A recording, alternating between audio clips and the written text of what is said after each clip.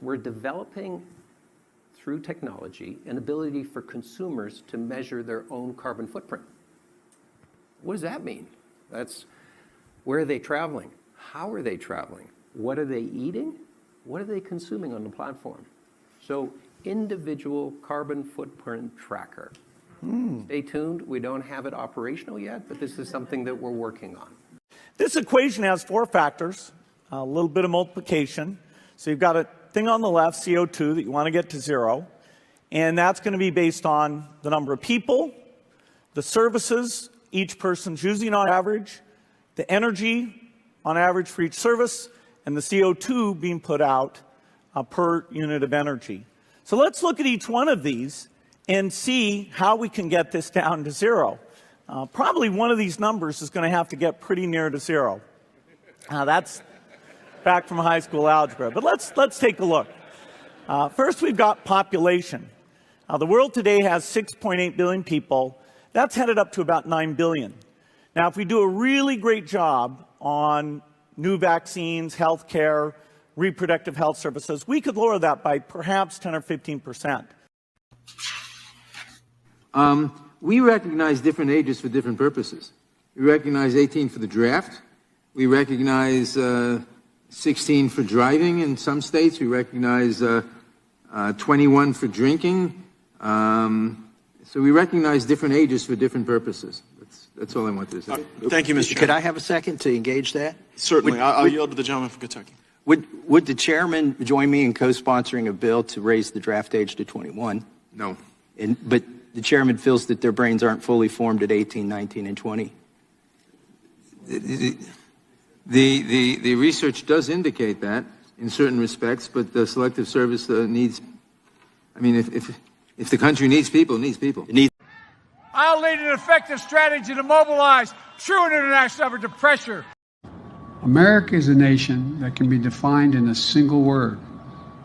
I was going to Let's be clear. I hear it all the time. Cumulative deficit, I can play for the programs many times over. And I'm just sick of seeing him. I know he says he's going to retire. Someone needs to grab that little elf and chuck him across the Potomac.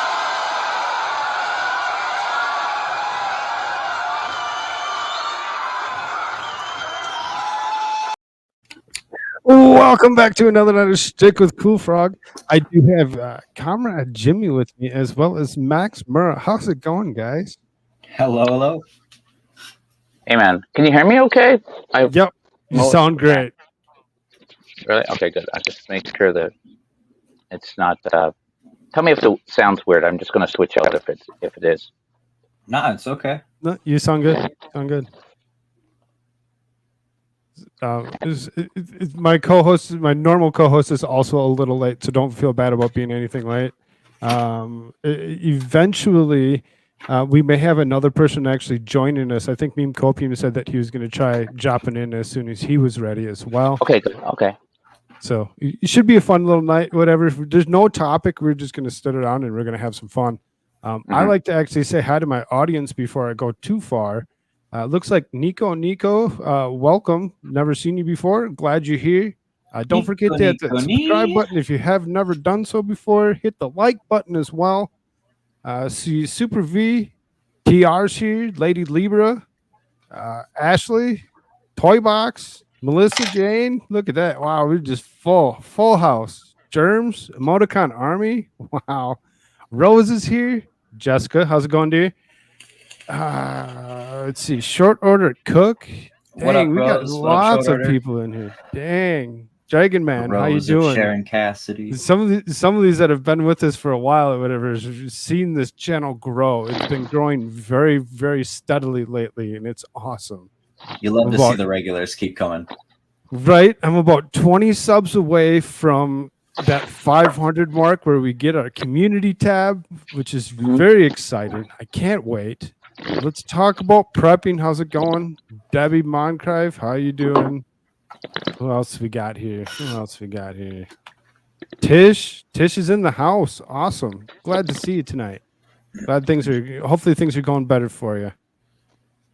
Let's see who else we got here. Ish is here. JMK is here. Wow. Awesome. Glad to see y'all.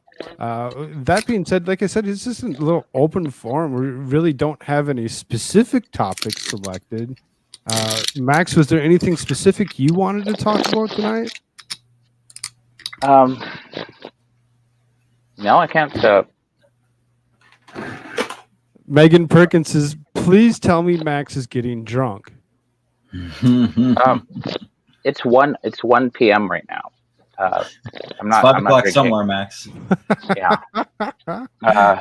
He's like few more hours before I drink beer. Where are you I'm located, man? in Tokyo. Oh, sweet, sweet. Central Tokyo. So, it's funny because I do these things where I drink, and then I'll usually get one of those private internet cafe rooms, and I'll walk back, and people are like, "Oh, get a taxi, or it could be dangerous." And it's Central Tokyo, and it's about 3 kilometers, and I'm not going to be in trouble. It's not. But so I'm just. I've been doing that, so I just kind of stumble back, but it is kind of funny. So you hear about the disappeared people in Tokyo, and it just worrisome, I guess. Disappeared people. Yeah, more and more people disappearing from Tokyo and other big cities in Japan every year. And some of them do it by themselves, like some of them are disappearing themselves, but others are being human trafficked.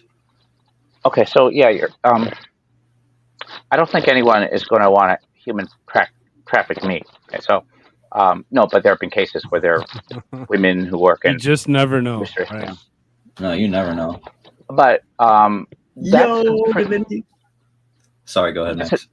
That's a different industry, though. People who want to disappear, often for debts and things like that. There's movies, and they're kind of comical, where you have these specialized movers, and it's like witness protection, but private. Mm-hmm. They get you out in the middle of the night. It's called yonige, which is like leaving in the middle of the night. What did you say it was called? Yonige. Yonige. Yeah. Okay. Is it a long E at the end, or is it a short E? Is it yonige or yonige? It's short E, I think. Okay. I don't know the kanji for it. Leave it to Comrade Jimmy to actually be asking such a question. Good stuff. Good stuff. That's the best content ever. I love it. Oh, you're drawing. Okay. He's gonna do a drawing for us, because when he joins us, he starts with a blank piece of paper and usually ends up doing some kind of collage of sorts or whatever by the time about an hour is up. So. Oh, okay. Comrade Jimmy, you were not the sketch artist in that final scene of Harold and Kumar go to White Castle. Yeah. You remember that? They have the two, they're very dangerous, and we believe this is an accurate picture of them. And you see the sketch. Awful. It's great. And you're like, oh, they're good. They're good. They got away. Yeah. It's like, I thought it was in their second one, but I look back, and I really liked Harold and Kumar. It was fun. Man, you look like Kumar. Thank you, come again. No, and I don't. Not even Harold. Harold, John Cho, the actor who played Harold. Oh, okay. I'm getting them mixed up then, the names. Yeah, Kumar was the I forget his name, but John Cho played one of the two football players who were drunk, wasted, and they were peeping in on Stifler's mother. And they were just, all they're able to say is MILF, MILF, MILF. MILF, MILF. Yeah. That's the same actor. Yeah. So it's kind of great. I love it. So if you haven't seen it, I would actually recommend, oh yeah, I've seen a couple of the Harold and Kumar movies. They're fantastic. That scene where they drop into George W. Bush's living room, and they end up smoking his batch of weed. It is hilarious. Yes, I remember that. I like this. So it was good. And the interrogation scenes are fun too. Big Bob, and Neil Patrick Harris. Neil Patrick Harris. Yeah. Out of nowhere too. In the back seat. Oh yeah, when they're singing too, sing along, and gets through the roadblock. Yeah. So what were we talking about last week? I can't remember. I'm looking at all this shit on my desk. Oh, great. Yeah, this is a gag thing. You know what this is? Hold on. What is this? Well, it's just for USB. Flux capacitor? Yeah, that's right. Is it upside down? I don't know. Oh, maybe it's supposed to be like that. Yeah. Maybe, but I still seen what you're actually trying to. Oh, it says so too. It's got a flux capacitor. Yeah, it's cool. Yeah, I have a DeLorean somewhere. I don't know. Not for. Oh hell yeah! So what time is it there? It's like 12 midnight right now. I'm at about 10:15. Jimmy would be about 11:15. You're where? I'm in West the mountains. Okay. There's 4 zones. There's the east, and there's the central that he's in. I'm in the mountain zone, and then there's a Pacific. We usually don't talk about Alaska. Alaska's in their own. Lou Reed saying about Alaska. It was what was it? Was it Candy Says or something like that? I can't remember. I don't know. Yeah, right now I don't know what I want to listen to. Oh, I did find a really. There are a couple nice versions of The Cure. Friday I'm in Love, and you know that song, right? The Cure, Robert, whatever his name was, 1980s. Friday I'm in Love. Oh, Friday I'm in Love. Yeah. Yeah. It's a. So they had a kind of a slow version by a woman named Phoebe Cates, but you got to look this up. I don't know how old the guy. He's British, and I think his name is Frank Atkinson. He's anybody and everybody's grandfather if you live in England. Alrighty. Howdy guys, how's it going? What's up, man? Howdy, doody. The voice. All right. And, I'll just mute myself and say goodbye to my chat. Bring your chat in here.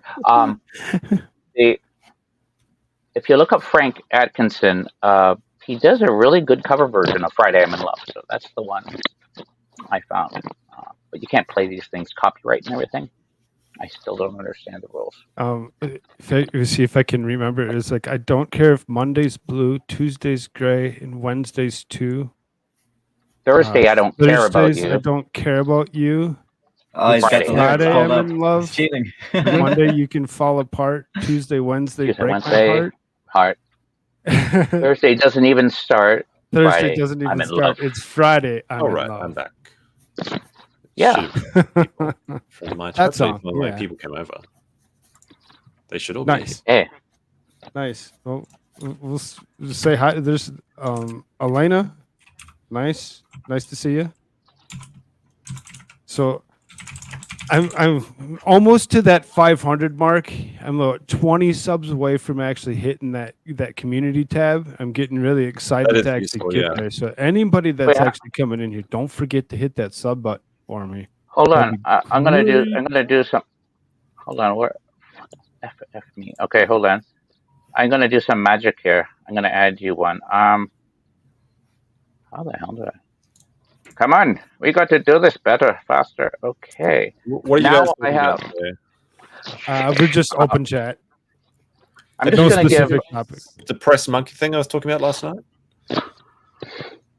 What was I didn't get to watch you last night. I actually Oh, okay. went to Let me bed find the shortly article. after Nick Ricada's show or whatever with Nina Infinity. After that was over, I went to bed. Was that good? It was actually pretty good. I'd never actually heard of Nina Infinity before and found her fairly Oh, yes. interesting.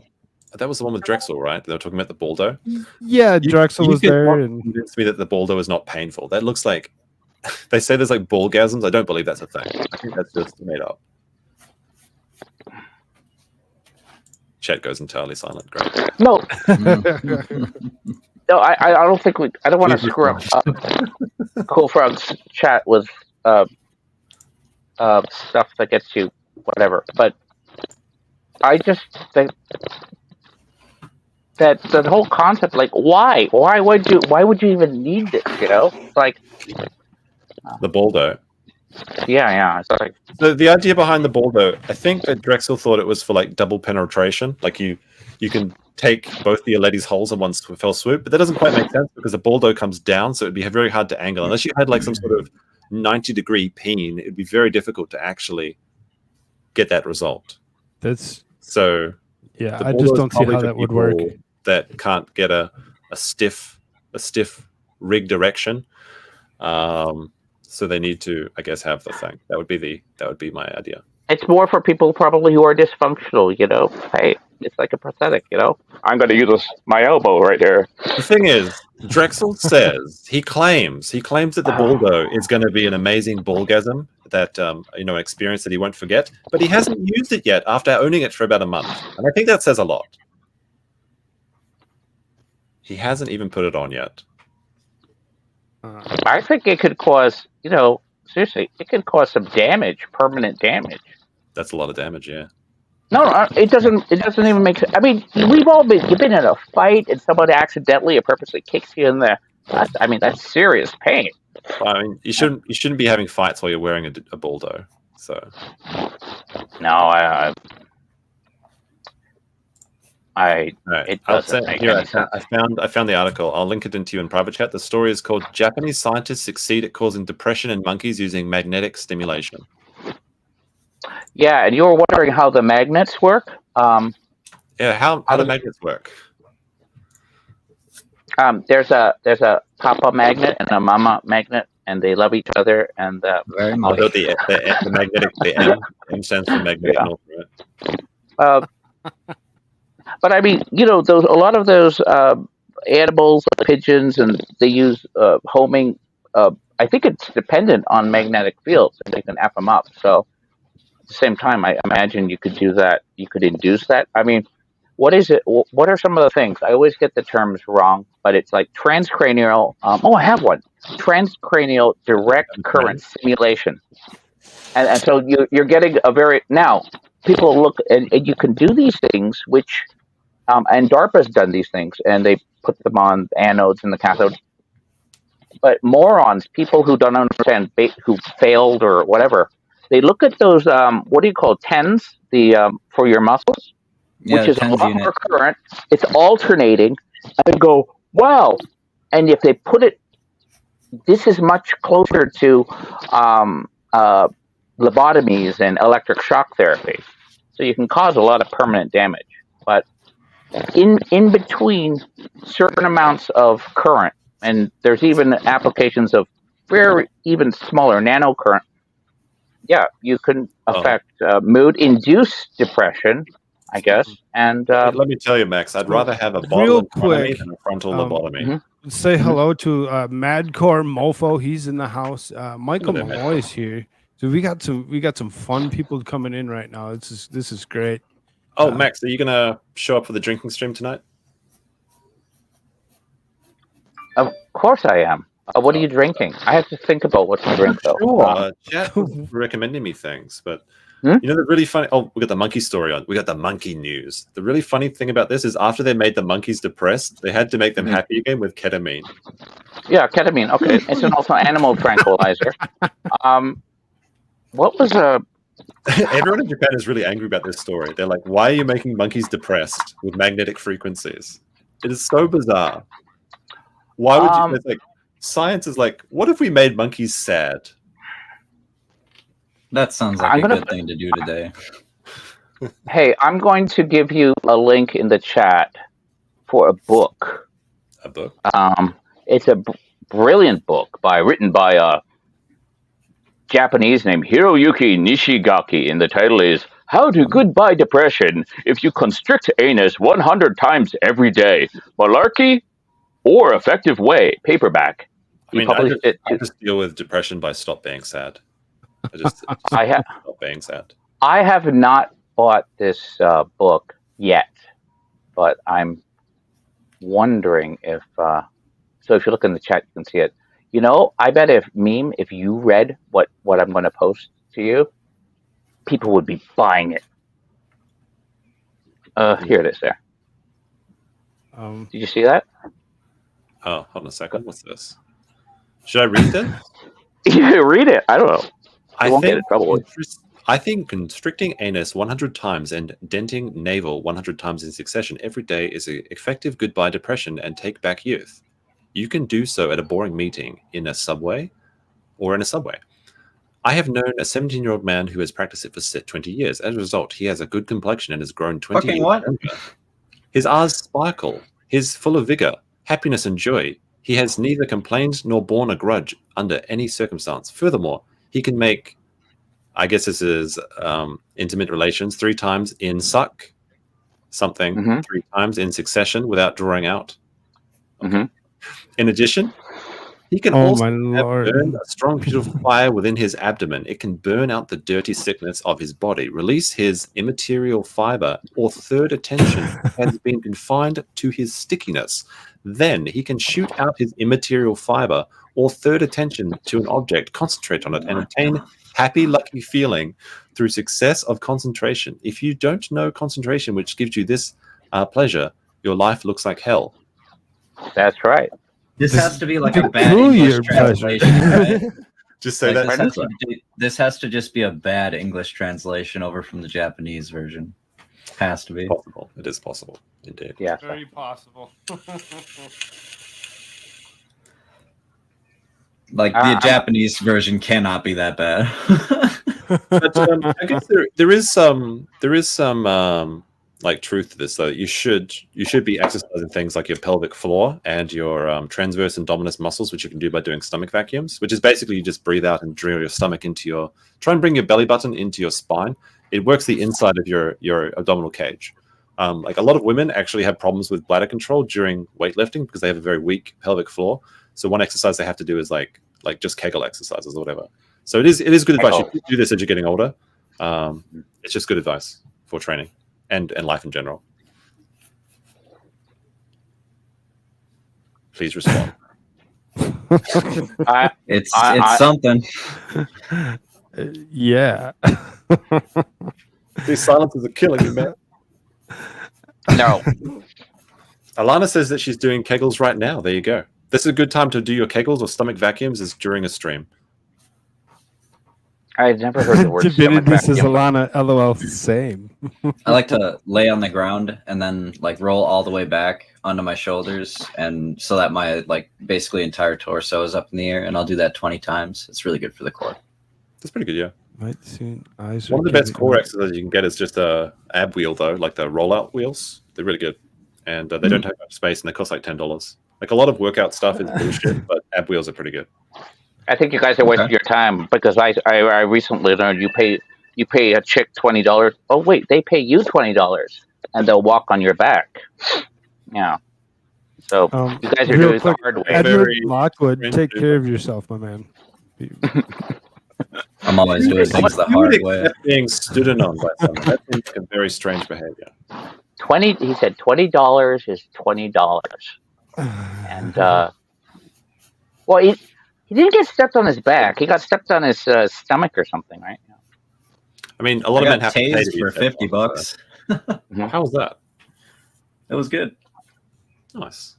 Oh, so being that you gave me this article, I want to actually see if I can't make it through most of this real quick, just to read. I'm going to some mute of it. myself and make a coffee, but I'm still listening. So if you want to, Okay, sounds Can good. you grab me some, please?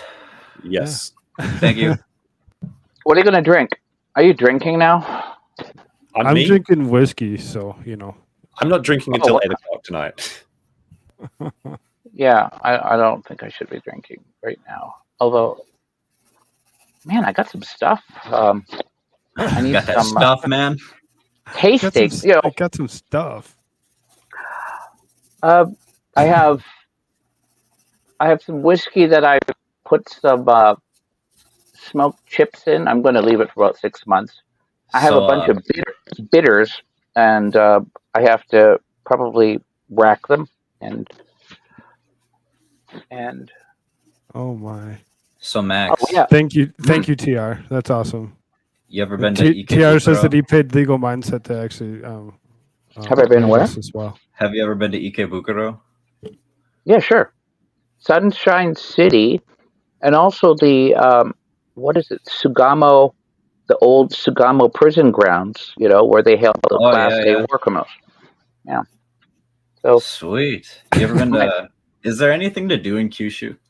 Like, I'm trying to plan out a little Japan tour, future kind of thinking, but like, I want to do something out there. Okay, I don't know. I think Memes knows better. He's more traveled in Japan than I am. But I used to fly from on regular to.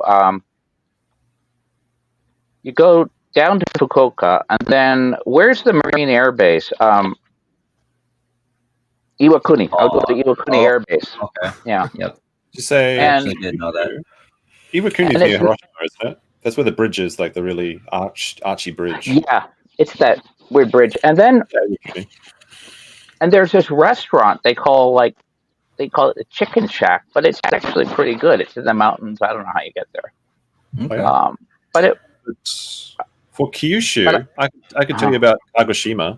I've spent a lot of time in Kagoshima, but there is a lot of other things to do in Kyushu.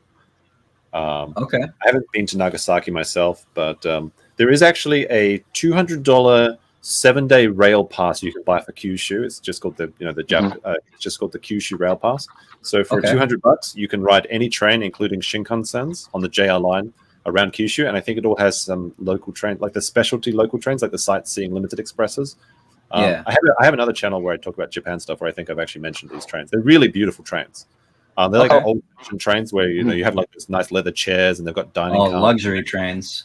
So yeah, you have $200 for 7 days. You can ride them all around, so you can explore like everywhere. My favorite place in Kyushu is definitely Kagoshima, but specifically when you go down to Kagoshima Port, you can go over and see Sakurajima for $1 on the ferry each way, and you can see it in a few hours if you want. Like, that's the active volcano that's at the bottom of Japan. But then my recommendation is take the jet foil to Yakushima. So it's a little bit expensive to go to Yakushima, and you probably need to spend a few days there. It's very out of the way. It's one of Japan's most best hidden secrets, I think. The boat ride over, you'll see flying fish. They can fly over the water for like 30, 40 seconds. It's incredible to actually just see them on the ride over. But then Yakushima itself is like a giant granite island that rises out of the ocean, and it's got hot springs, outdoor in the ocean hot springs, which you can just sit in and watch the sunset. You can see baby sea turtles hatch there if you go there in August. You can see the Perseid meteor shower around this time of year as well, actually. I think 60% of Japan's sea life, not sea life, I should say, turtle population actually comes from this one island, Yakushima. It's got like just slightly out of the tropic zone, but there's coral reefs. You can snorkel without going to Okinawa. You can go around the entire island and see monkeys riding on deer and stuff. And it's actually the inspiration for the movie Princess Mononoke from the Studio Ghibli. Oh, whoa. So they have the Mononoke forest, and there's a hike. It's a Mononoke forest. It's not the Nara Woods or the what is it, Nara Island, or where you can go pet the deer. They'll come right up to you.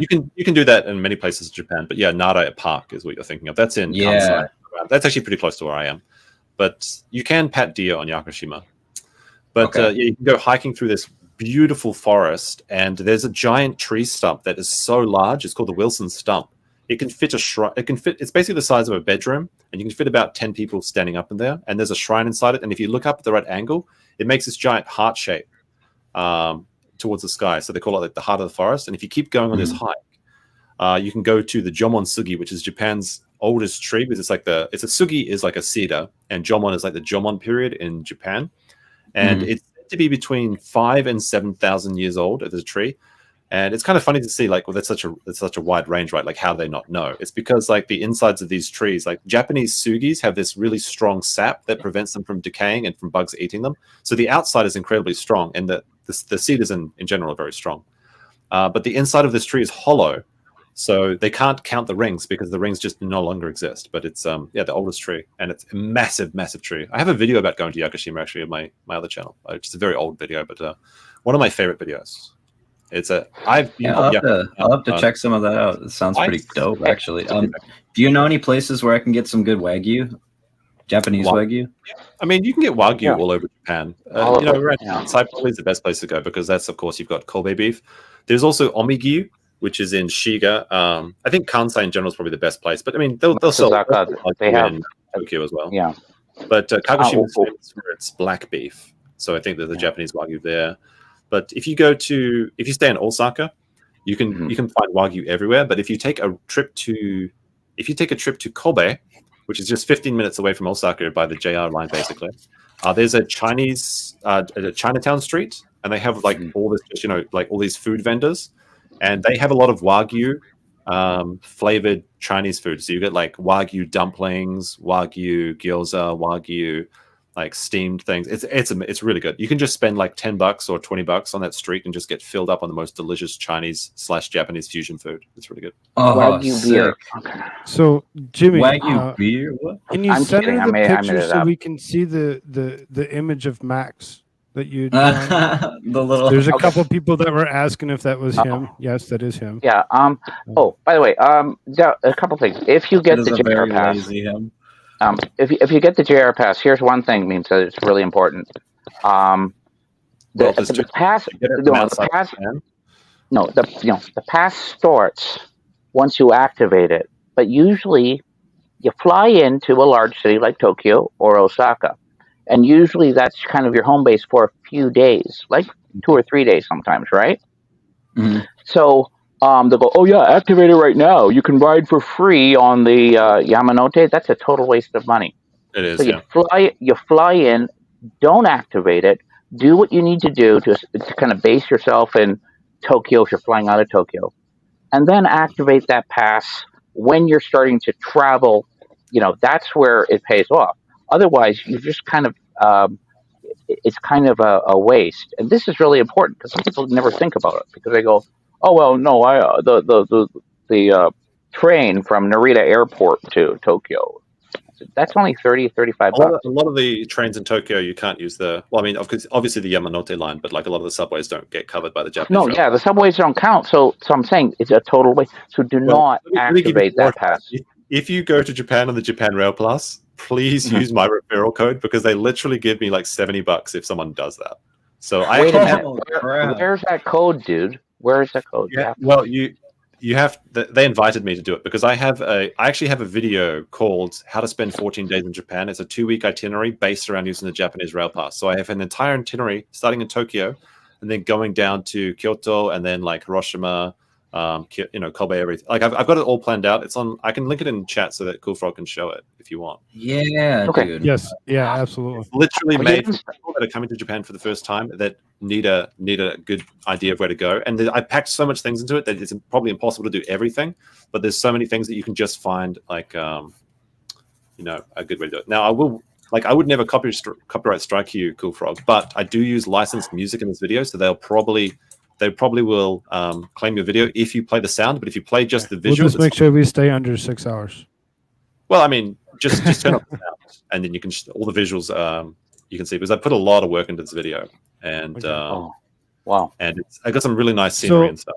Real quick, Jimmy, there is a request for honor of Meme Copium being here to actually draw a Sonnet shoe.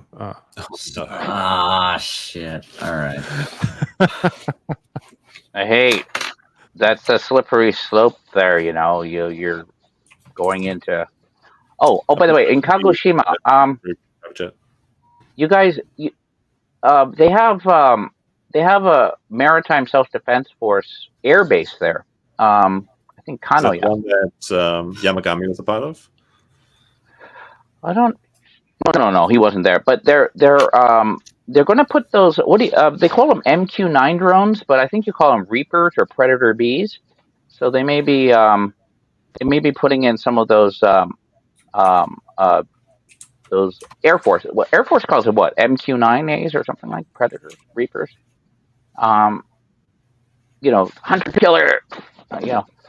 They're going to put them on the airbase over there in Kagoshima. So don't fly your drone around there, Meme. Yeah, the drone laws in Japan are getting worse every day, actually. Yeah. Well, there's the rail pass prices as well, actually. Your trip.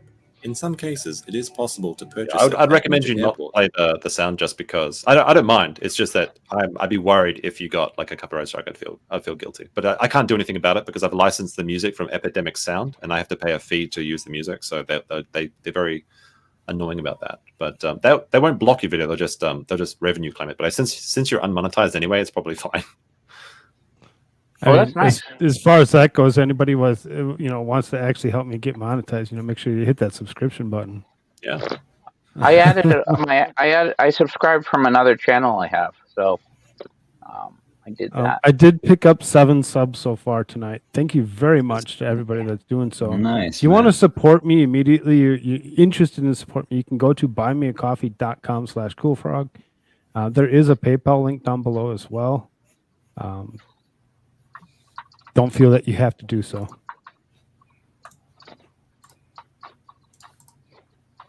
I do these things. God, it looks so fucked up.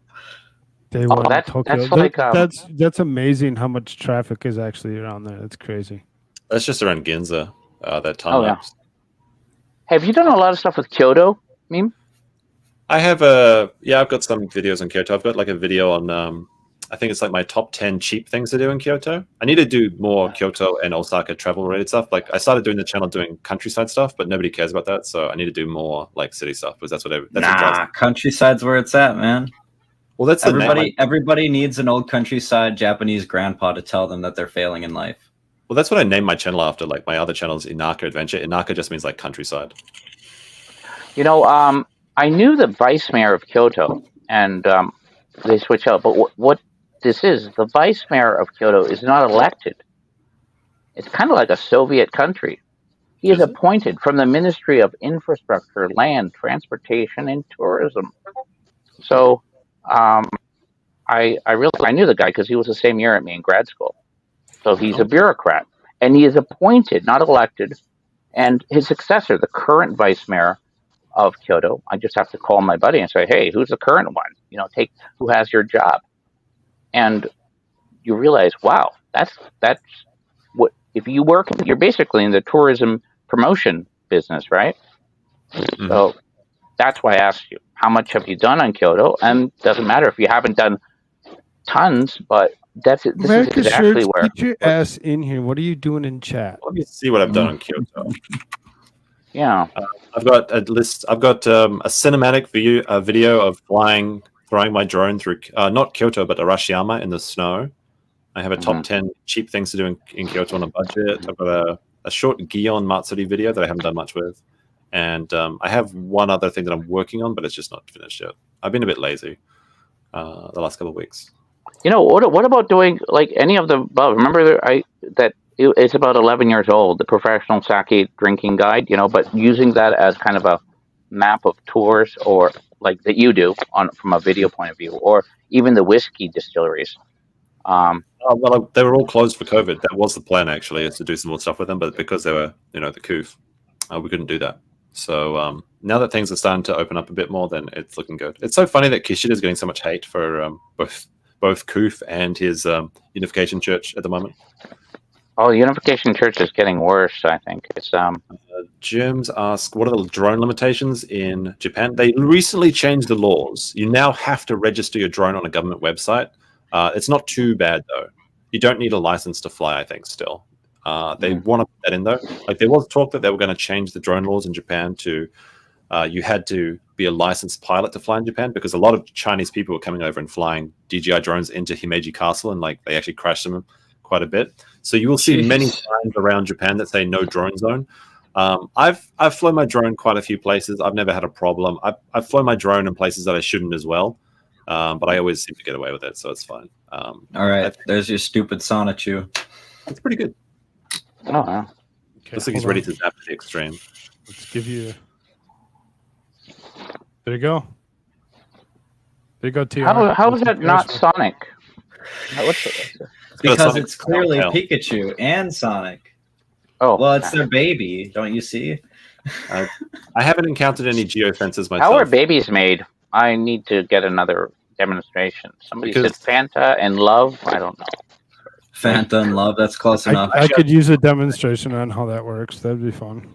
No. Yeah, that'd be funny. You'd be. All right. Wait. Hey, Gotta what kill kind it of with pencils fire. are you using? Hey, man. Hey, what kind of pencils are you using there? These guys? Yeah. This is a 3B. It's not any Okay. particular brand. It just came with a pack. Do you have any preferences? No, not really. I just draw with what I've got. You want to see some of my drawings? I got these Mitsubishis. I haven't used these ones. So you got everything. Yeah. Yeah. This is I got 2Bs and I bought these are all 2Bs. You know, Shakespeare, to be or not to be. There you go. Yes, it's like chocolates. I drew Luffy because I'm a big fan of One Piece. But they smell good. They smell really good. These are these are cedar. Well, these are Woodcase pencils. But this brand, it's at Mitsubishi, is not part of the Mitsubishi group. They had the name before, so they are different. And so these ones, I think the cedar is still from Japan, and the graphite and everything. And yeah, they're good. I mean, the only other the unis, they have. I think the high unis, they're the expensive ones. I mean, they're pencils. And then you have Tombow. The Tombow ones are really good. What makes them so good? You have the consistency. I mean, look, if you're you can churn out a lot of really cheap wood case pencils, and then what are you going to do? Inconsistency in the wood, you're doing it breaks off, or in the graphite. And when you have if you have a 2B or 3B, you want that, you have certain characteristics and how it grabs your paper. So, and it's actually, even so, ironically, for a premium wood case pencil, it's not a lot. So this is kind of nuts. You can go nuts on something, and it makes a big difference. That's kind of cool. It's not ridiculous. Like, there's one exception. People went. I think it's more of a fetish with Hunter Thompson, Yes. and he was using the Black Wings, the original Black Wings. And I think if you try to buy a box of those, they'll be like a couple $100 or a couple $1,000 or something. Ooh, And Jesus. For pencils? And yeah, for a box of them. And so somebody bought the rights to manufacture them. And I would say, look, fine, they'll charge you like $2.50 per pencil or whatever for that. And it looks like the end of the day, and it's stupid. If you're going to pay that much for a pencil and you're not Hunter S. Thompson, what are you going to do? I'm going to hold it, I'm going to love it, and call it George. It's kind of the same thing. I always had problems when people are, paying massive amounts for bottles of wine.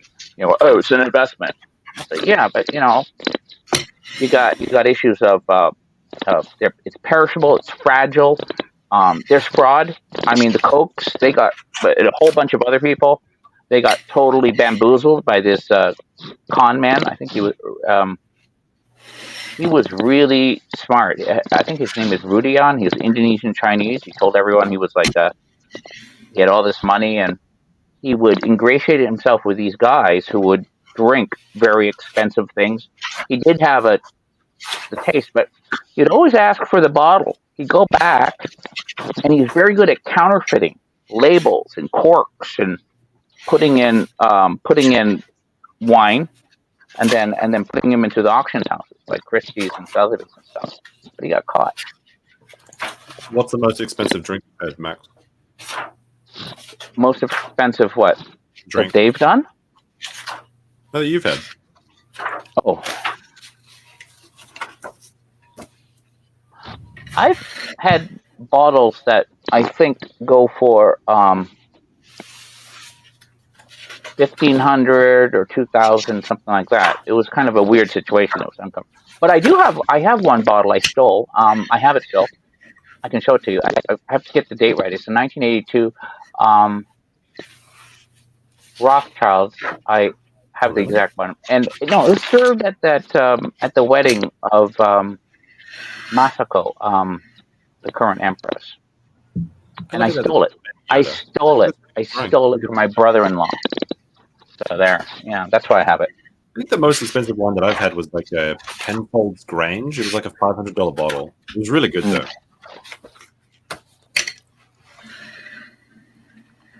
Oh, it's color. Although to be fair, I only had a sip of it, so. Yeah. Yeah, so I really like the times I've done the vodka. I mean, the other night it was just like regular Nika Wilkinson's vodka, but what was it, twice? Smirnoff's 100 proof. It's just like, that's what vodka should be. It should just be straight, you know? Run it up and down 5-10 times in a column still, you know? And no questions asked. I think that's the way, you know, you want to add things, do it for positive reasons, for flavor. But often in the old days, you're adding stuff because it's really harsh. It's crap. It's full of congeners. It's full of, hey, if you're moonshining and you're doing it like running it through old radiators, you know, or your joints on copper, you have lead soldering or whatever. Yeah, you're drinking mercury and lead, cadmium, things like that. Because alcohol is wonderful for pulling that out. I've tried some of the expensive whiskeys, but I've heard that if you get them in a bar, they're not as good because, like, you know, if they sit in the bottle for a long time, it's like a half bottle Yamazaki or something. It's not going to taste as well as a fresh one because whiskey doesn't age until you open the bottle, and then it starts to get out. Yeah, I don't know if it. I mean, wine definitely, you know, the oxidation and it can screw you. But sometimes it works well with whiskey. You know, sometimes just like, hey, the one you've had last week and it just kind of sits better. It's not that. AmericaShirts, stop talking to the chat and get your ass in here. He's just putting it off and putting it off. What's he doing? Yeah. He's my normal co-host. He's the one that's supposed to be here, and he's I know. I talked to him last time. Right. He's just messing around, sitting in chat for whatever reason. Holy shit! I got some cufflinks, man. Thank you, I didn't know Princess, that. for the $10. That's awesome. New cufflinks, man. I don't wear these. These are kind of Sick, dog. He's afraid. Bougie. These are Japan Air Self-Defense Force. They have little airplanes in it. I don't know what they are. Air Self-Defense Force. Hey, that's old school now. Yeah. I mean, these are what an old man would wear, but you know. You guys got a military now. They say it's not a military, but their Coast Guard is actually civilian still. Oh, wait. Oh, Look really? at these. I got these too. Look at this. I got that. This is the real thing, baby. I don't know. Hold on. It's a power ring. It's a cufflink too. I can't help you out here real quick. Why don't you show that again? Okay. Focus. Where's it? It doesn't focus very well, does it? It doesn't, but you can kind of make it up. It's a U.S. I think these are U.S. Senate from the United States Senate. Nice. Yeah. Thank you so much for all the comments, guys. I love you guys. You're great. Yeah, chat's blowing up, loving Jimmy's stuff. You guys are giving me a really big nose. How did you do that one? That's nice. I like that one. Yeah, thank you. He is super talented. Yeah, it is Wanda. Oh, nice. Really good drawings from some very terrible shows. Right. It was a request. I used to be on TikTok. That's where all these came from. Yeah, oh, you do requests and. Itachi Susano, is that what I'm looking at? And then there's handsome. Yeah, that was Itachi Susano. Nice, good eye. And then I actually got him in there too. He's like coughing up blood. Yeah, where's my gear here? I didn't expect Jimmy to be here, so I do not have him in the description line down below. I'm trying to figure out if I can't figure it out. Gene, can you figure it out for me? Or get his link up for me so everybody can sub to him?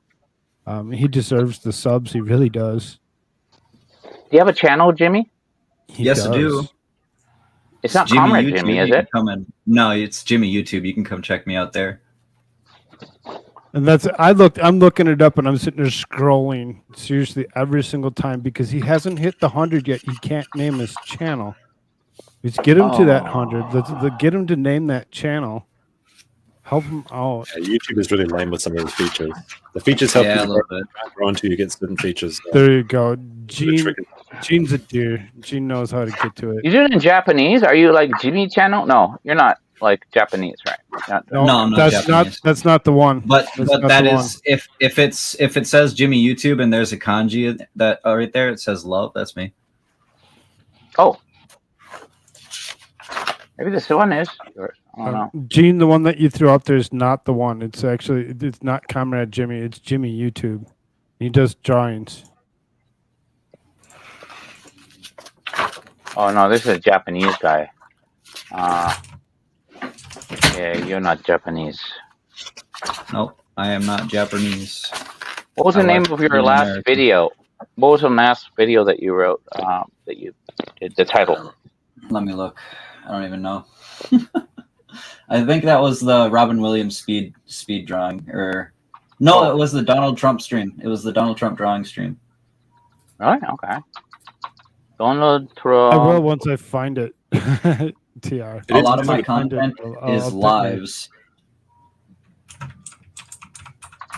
Gotta edit my description, get you guys in here so that you guys are actually part of the. But for whatever reason, I found it. The one with the kanji for love. Yep, Oh, I got found it. it. I'm going to post it in Oh. in the member of the chat. Oh wait, I'm doing. What about? Put it in the private chat. Okay, clean this subscribe. You have 60. Now you have 61. You should have. Whoa! Awesome. Oh, wait a minute. I gotta go. I gotta switch out on this one. I go to my other account. How do I do this? Very slow today. It's Friday. Oh, it feels like Monday, but it's Friday. And no, another week. I got another hour on Thursday. Hold on. What do we call this? Draw. I'll find it this way. Drawing. And then brackets. Donald Trump. Yeah, I always do drawing and then in brackets what I'm drawing. That way people, I don't know, I feel like it maybe helps them find the topic easier.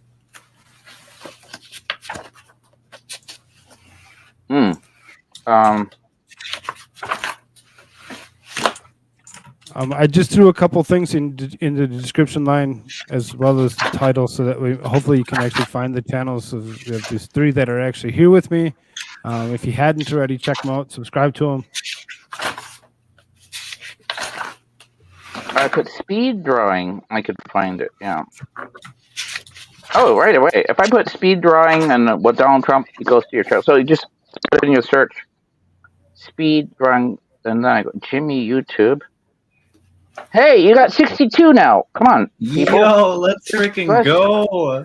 Just freaking, yeah, This link dude. that I just threw up in chat is actually Jimmy YouTube's channel. Yeah. And so just get more likes in there and you can get those numbers up. I don't know if it works like that. Some of them have nothing. And they're nice. They're yeah. cool. You could. Yeah, he's YouTube is very talented, that's for sure. New channels. It's very. I'm very guessing they're not very like art channels in general. They get so little love, to be honest. Yeah, there's like a certain genre of channels at the moment that it's very difficult to grow. And, Comrade Jimmy, did you know that there's somebody out there that's actually called themselves Comrade Jimmy and they're playing No video shit.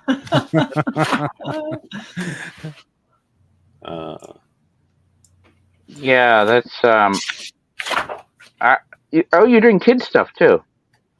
Am I? Yeah. Oh, I did the Buzz Lightyear thing. You did Trudeau and the truckers, and it was in a Dr. Seuss thing. That's good, man. You should watch. This is good stuff. They may take our gas, but they'll never take our freedom. Oh yeah. That was like some of my first stuff. The best moderator in the world says, "Why do you use different names?" That is a good question. I don't know. I never had a good handle on what I wanted to do on here. Have you ever played any Gartic Phone? Any what? Gartic Phone. What is that? The free game that we were playing last night. We're going to play tonight on my drinking stream. Dude. 6 This hours guy from now. would kill us. He would kill us. You know, we're all wasted, and we brought out. Is that the game we did with Photoshop? That was funny. It's similar. So Gartic Phone is it's really good. We could actually play some now if you want, Koolfrogg. If you just go to Gartic Phone, you can set up a match and invite people. We were playing with chat and it's so funny, but it gets offensive really quickly if you're the right group of people. It's there you go, Jimmy. You're up to 74 right now. Yo, what the fuck? You guys are awesome. That's what happens when you get enough people to actually hit that sub button. It's awesome. Thank you all so much for doing that. Thank you. That's freaking awesome.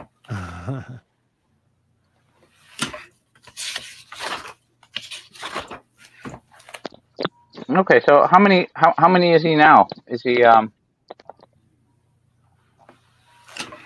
So how many do you have now, Jimmy? He said I'm at like 70 now, right? It said 74. That's insane. I jumped freaking 74. I jumped 14. That's awesome. You guys are crazy. I'll go subscribe for this one. I mean, can you? You said to look up. Can you spell that for me? What am I spelling? Gartic Phone. Is that what you said? Yeah. So GOD. So it's like a free web-based drawing game. So you write it in a prompt, like you could write Max sitting on a toilet or something, and then the next person has to draw that. But it's randomized, and you don't know who's drawing what. And then at the end of it, you display all the things. It's really funny. It's a laugh ride if you get the right group of people. I had a blast with it last night. I was supposed to go to finish my stream like an hour early or something, and then I went overtime because I was coming up with some phone repair guru. Can you actually throw a link in private for me, and we can make it easier? In your channel the other night, I defected. I was talking to Andrew. But, you know those pictures that they did? They were great. It was just like the same thing with Harold and Kumar, right? Yeah, I think someone mentioned that. Someone said Max is on Andrew's stream, and we were like, traitor, the traitor, traitor. Absolutely fun. Don't worry about that. It was for everybody. I was trying to do both, and then I realized no, I have to go outside to do this one. And so I went outside, and then a cop came by, but it was a really weird. It was a really weird thing. I realized, no, I think some weird guy followed me to where I was. And then he claimed that I was loud, but I realized where I was the distance was completely, it was impossible, and then I realized something. I said, because the cop didn't understand, it wasn't a park. It was part of when you have a foundation that you have to have public utility or access. So I stopped him. I said, there is no violation of regulation. Because I understand, where this is. And he said something. I was, because I'd done all these printing out, whatever, when I got myself a drink, I realized that guy, somebody followed me. Maybe I can even pick it up. And so then the guy told me, he goes, yeah, this is a 55-year-old old guy who does own a property over there. And he confessed. He goes, please don't walk in that direction. I said, what? So he's going to confront me. This is a guy. Does he have video of me? And anyways, the cop was nice. He was a young guy, and he was. We had a long conversation. So, but I told him, I said, listen, if I'm walking around and I have some weirdo coming up, the first thing I'm going to do is I'm going to be concerned for my personal safety. So remember, you guys are thinking, oh, I'm a foreigner. I'm suspicious, right? Now you know who I am. Now you know that I've had potentially Chinese embassy people following me, so I am in fear for my personal safety. So if I have some incident like that, I need to figure out if it's that son of a bitch, because I don't know. My turn to be racist and bigoted. Is he really Japanese? Is he a member of the Unification Church? Is he an ethnic Korean? Is he a Chinese? Is he constantly complaining about noisy people in Japan. Yeah, but I wasn't noisy. You see, I was purposely in a location where it was as far as you can get done. And he admitted, he said, "Yeah, I couldn't hear you." Oh, Madcore, I'd never done paid work before, but I would more than be happy to give that a try. I don't do digital art. I don't have any setup for that. So I'd have to like send you some image that I make, and then you can do a scan of it. But I'm sure you could find somebody that could have a better setup for it than me.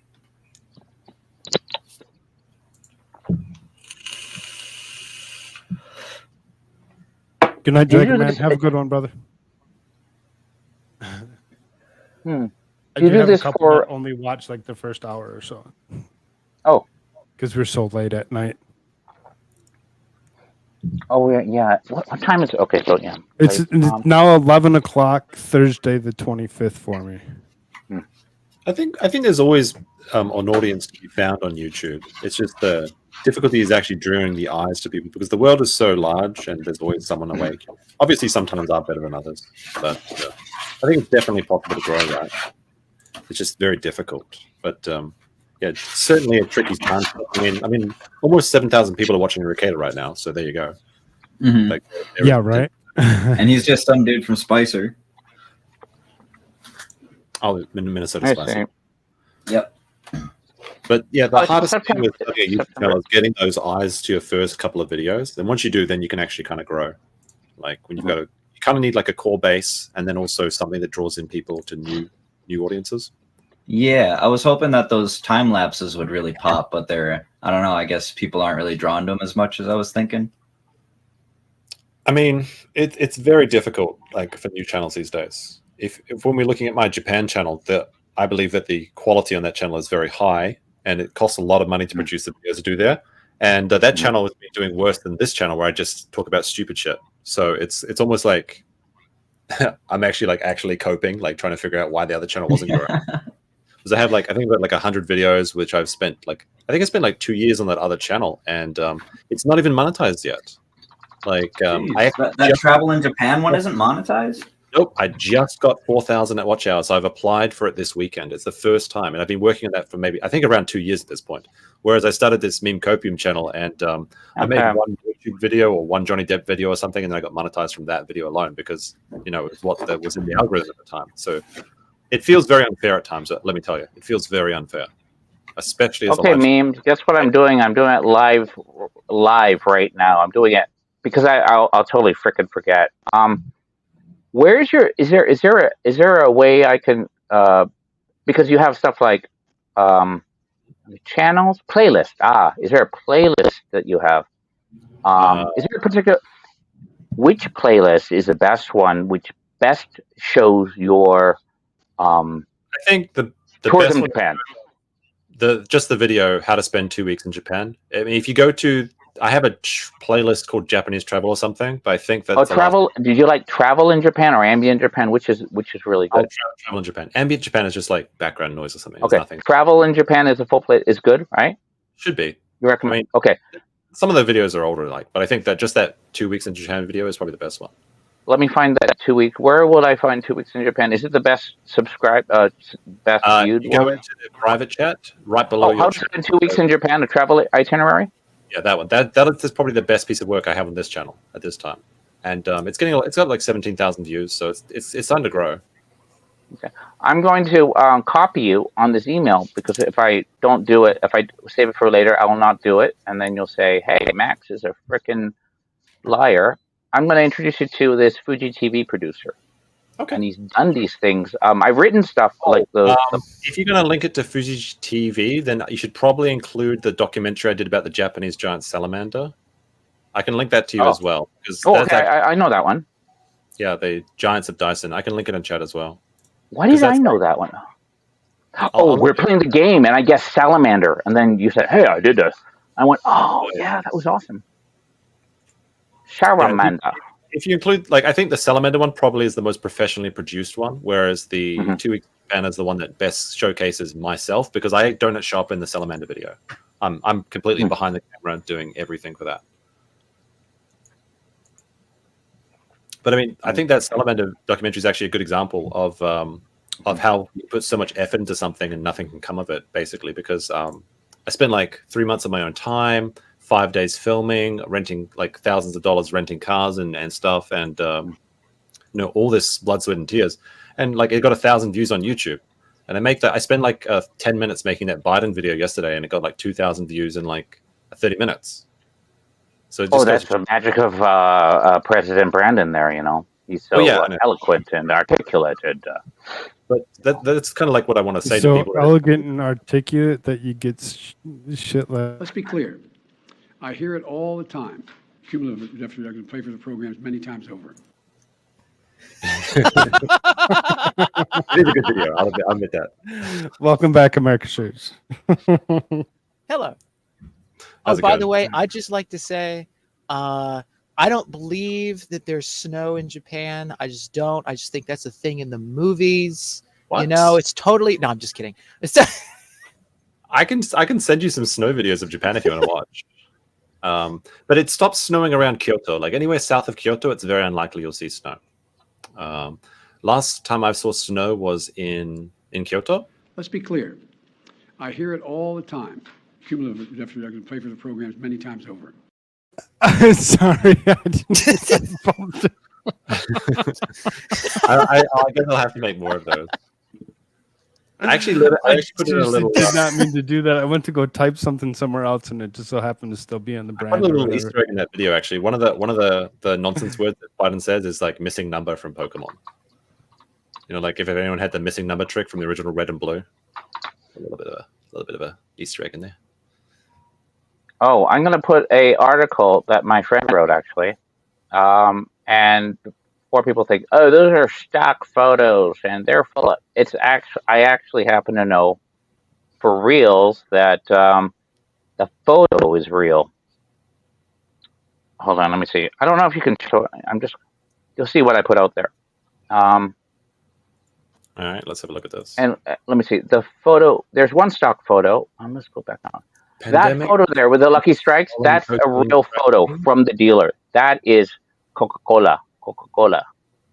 That's for real. I can't believe this guy. Look how messy it is. This photo. That's a real photo. Yeah, that's not a stock photo. That's from the source. That's just a picture of Tokyo, right? No, go down. Don't go down. Oh, sorry. Oh, okay. I see. Oh, lucky okay. strikes. That's for real. And then scroll down more. That cash is for real. Nice. That's a big, nice stack of money. Yeah, so he's a Coca-Cola dealer. One thing we get in Japan is we have to pay residence tax as non-Japanese foreigners, and it ends up being around $1,000, $2,000, or $3,000. I guess it's depending on your income or whatever. But about it used to go up every year. But we have to just pay it in like March, and it always feels bad. But I have actually I have a pretty funny picture of myself when I was like, what can I do with this money before I give it to the Japanese government? Let me see if I can find it. I think you might appreciate it. Oh shit! I mean, you know what you should be doing? What?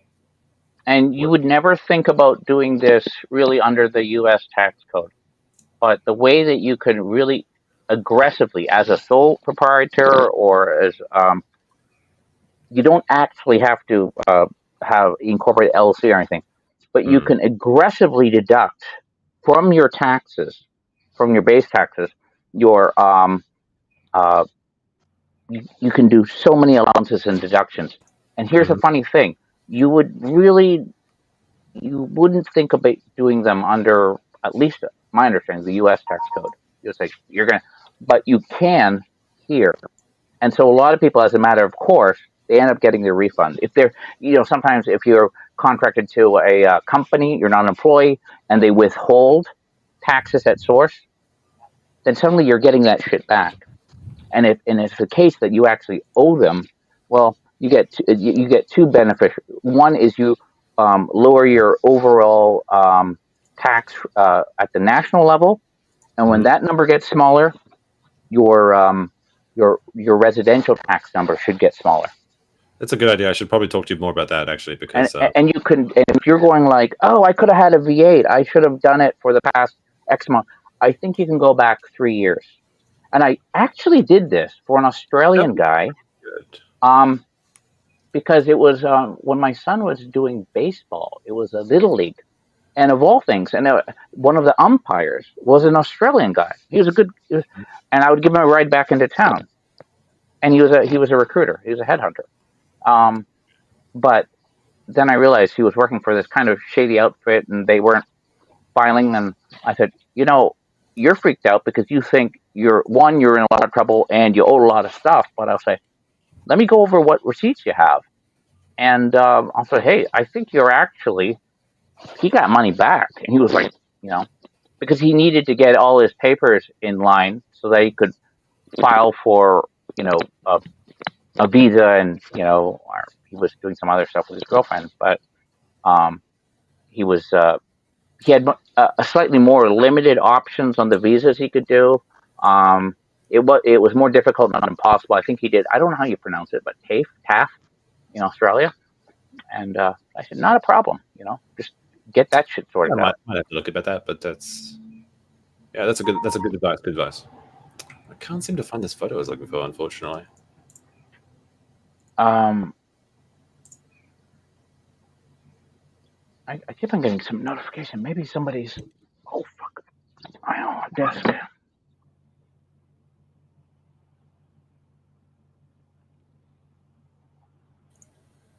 I don't know. These ones don't hit me. Who has that sound? I'm trying to find your Salamander. I know I've seen it somewhere. I linked it. I linked it literally above your. If you click on the link above your image, your last post in the private chat, that video.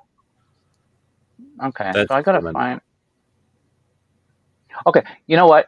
So it's the Fuji TV guy. Okay, so he was doing these basically. I call it fake documentary news. Well, a lot of documentaries are fake, to be honest. Like people think that documentary is like an actual, like it has to be, no lies whatsoever. But documentaries literally are just a form of entertainment that hold a little bit of information, and they're meant to make you more interested in the subject. They don't actually have to be factual. I mean, obviously, here's the thing that ties it all together. Okay, this guy covered government before he did this other stuff, and he's like, I don't know, 50 or something. And one of the areas of government was that massive ministry: trains, planes, automobile, Coast Guard, and tourism. Mm-hmm. Took me inside, and so I started realizing, holy ass, like how, just that thing. The Japan Travel Bureau, they have their kind of office inside that ministry. You have this director of the tourism agency of Japan. I found my text photo. And I realized, oh, there it is. Okay, good. Let me see. Dyson, I like this one. Screen 2, right? Yep, screen 2. If you want to show my screen, you can show people what. Oops, this is what I did with my tax money. It's like, if I'm going to give $1,000 to the Japanese government, I'm going to have some fun with it first. What did you do? It's on screen now. So everybody can see Meme Copium is very, very fit. He looks like he's fairly buff. Oh, you made a helmet from it. Okay. Yeah, I made like a computer kind of thing. Awesome. Yeah. Very resourceful. I think we could do. Yeah, Wait. I need some fucking creative input here. Okay, so what? How very conservative. So I'm gonna make it like this. I'm gonna go like I don't know. What. It's like about $2,000 you got right there. Jeez. It's okay. It's like, it's just pocket cash. Yeah, that was my drug money. Yeah, I'm kidding. Get out of here. Don't do drugs. Too expensive, kids. It's But very you go like, expensive. It's very expensive. This deal. So what do I do? How do I put it on my head? Hey, wait. It's a burqa. You know how they have those knee clubs? Like, hello. Yeah, you could do that. Not suspicious. But that was like a happy out of it. If you really want to, if you have a lot of free time. You can make like a top hat. Japanese happy, like a festival. Like a really tall Abe Lincoln. Alana says you should make it rain, Max. What does that mean? Throw the money up in the air and the rain, it comes raining down. Don't you need strippers? Make it rain. I don't have strippers. I don't have strippers around. You don't need to have strippers around to make it rain. You just need money. kind of by yourself. It's kind of like Billy Idol dancing by myself. It's kind of Like, lonely. but then I It's have not- to pick it not up when I'm exciting. done. Yeah, I know. It's like a 52 pickup. I did that one to my dad. You know, $2,000 moments like that. $2,000 pickup. Moments like that, I start thinking, "Fuck! I've been watching too many of these Chris Chan videos." Because you go, I have been watching too many, for sure. you know, like medical You've been school students. making. It's just amazing how many you can actually make. Yeah, he's up to 66 of them. It was when I started watching them, I thought it was going to be a joke. Like I was thinking every episode of the 65 series, but I thought it was going to go 5 in or something. Then we were like, we got up to 10, then we were in 20, then we're 30, then we were at the halfway, and now we're only 10 away from finishing or something. So it's getting there. TR says he wants to snort butter with Farron. Jesus Christ. Not butter. Dude. Be careful. Have you guys seen flavored butter? You might want to melt it before you do. Oh my god. Hey, at least it's not Parmesan, you know? Are you drawing a penis? No. Drawing a penis. I'm not drawing a penis. I'm drawing a woman in a hijab here. Oh, okay. I see it now. You can't tell it's a Okay, woman now in a you can see hijab. I it. can tell now. We just needed to make it a little bit bigger on the screen. Look, you're It was, drawing it was a little small. For, Ninja. look like a tiny little small peen. Ninjab? Ninja. No, don't be racist. Ninjas. That's, I can say ninjas apparently. Yeah, that's You ever been up there, Max, to the ninja schools outside of Kyoto in Shiga or Mie? Iga in Miyaken. Went to the one in Mie Prefecture. Make it big. Is that a penis with a hijab? Yeah. Okay. They have the ninja places, and they're right next to each other, so that makes sense. But I think nobody really goes to Mie.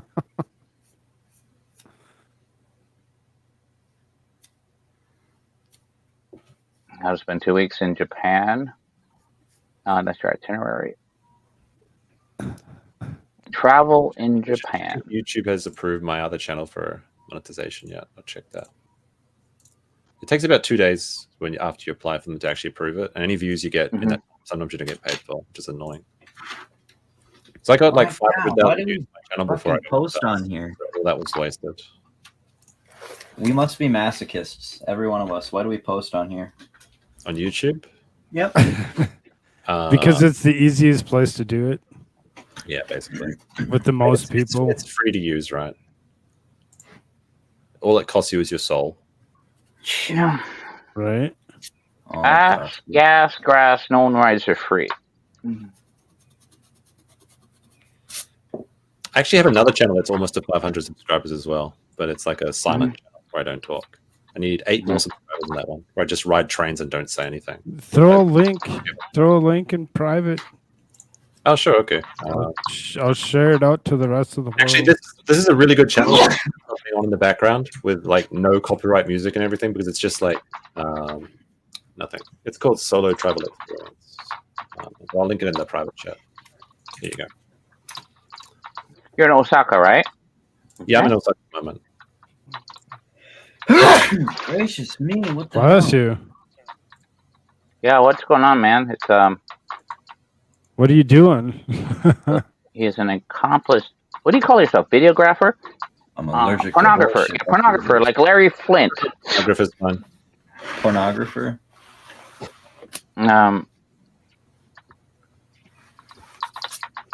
Wait, were you saying this was another one of your channels, Mean Kevian? Yeah. I mean, it's just kind of recycled footage from my other channel where I just don't talk and I just have like quiet walking through or taking train. There's a lot of train videos on it. If you like Japanese train videos. The one about the Japanese garden on a train is pretty cool. That's a really nice train. The There you go. I just threw it to chat. They can actually go and hit that subscription button on there for you. Cool beans. I know I hit it. Yeah, I mean, I've got some videos on the romantic retro train through Arashiyama, capsule hotels, monorails, anime high schools, luxury sightseeing express trains. This is a really funny channel for me because it started to really take off, and then it just died for suddenly. Like all the views just dipped out of nowhere. It was very strange. It went from getting like 2,000 views an hour to just nothing. You stopped getting abroad in Japan's leftovers. Maybe. You know, Abroad in Japan has actually used some of my content before in the past as well. Oh, is that right? Yeah, like when I was talking about that island, Yakushima, he bought some clips from me over a stock agency site. So it's actually funny, like because I was a big fan of Abroad in Japan when I was living in New Zealand, but I'd lived in Japan before, and then I'd go back to New Zealand, right? And I was at the gym, and I was running on the treadmill watching an Abroad in Japan Journey Across Japan 1, and then I saw a drone shot in it, and I was like, what the hell? That looks just like when I did a drone shot of Hiroshima. And then like I checked my email, then I like 2 days later, and there was an email saying like this person has purchased your footage for the thing. So I think I have a clip in every episode of Abroad in Japan, Journey Across Japan, except for the Okinawa one, because I've never been to Okinawa. Oh wow, well that's freaking awesome, dude. That's gotta feel good. Yeah, I mean that's pretty cool. Like when you actually see some of your own footage in the wild that's used by someone else when they've purchased it and not stolen it, it's really good. Sometimes, yeah. But that comes with the territory.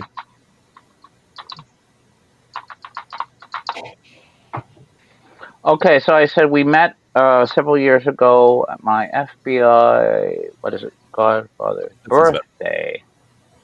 Sounds about right. Okay. That's it. Okay, I'm going to send it's a stupid email. I probably have, and I'll just get back.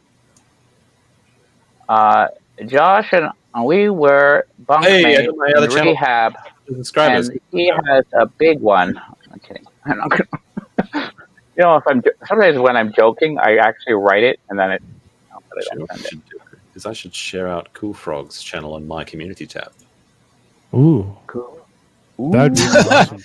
Ooh. That's exciting. No, that's exciting. I'm sitting at 487, so super close to that community tab myself.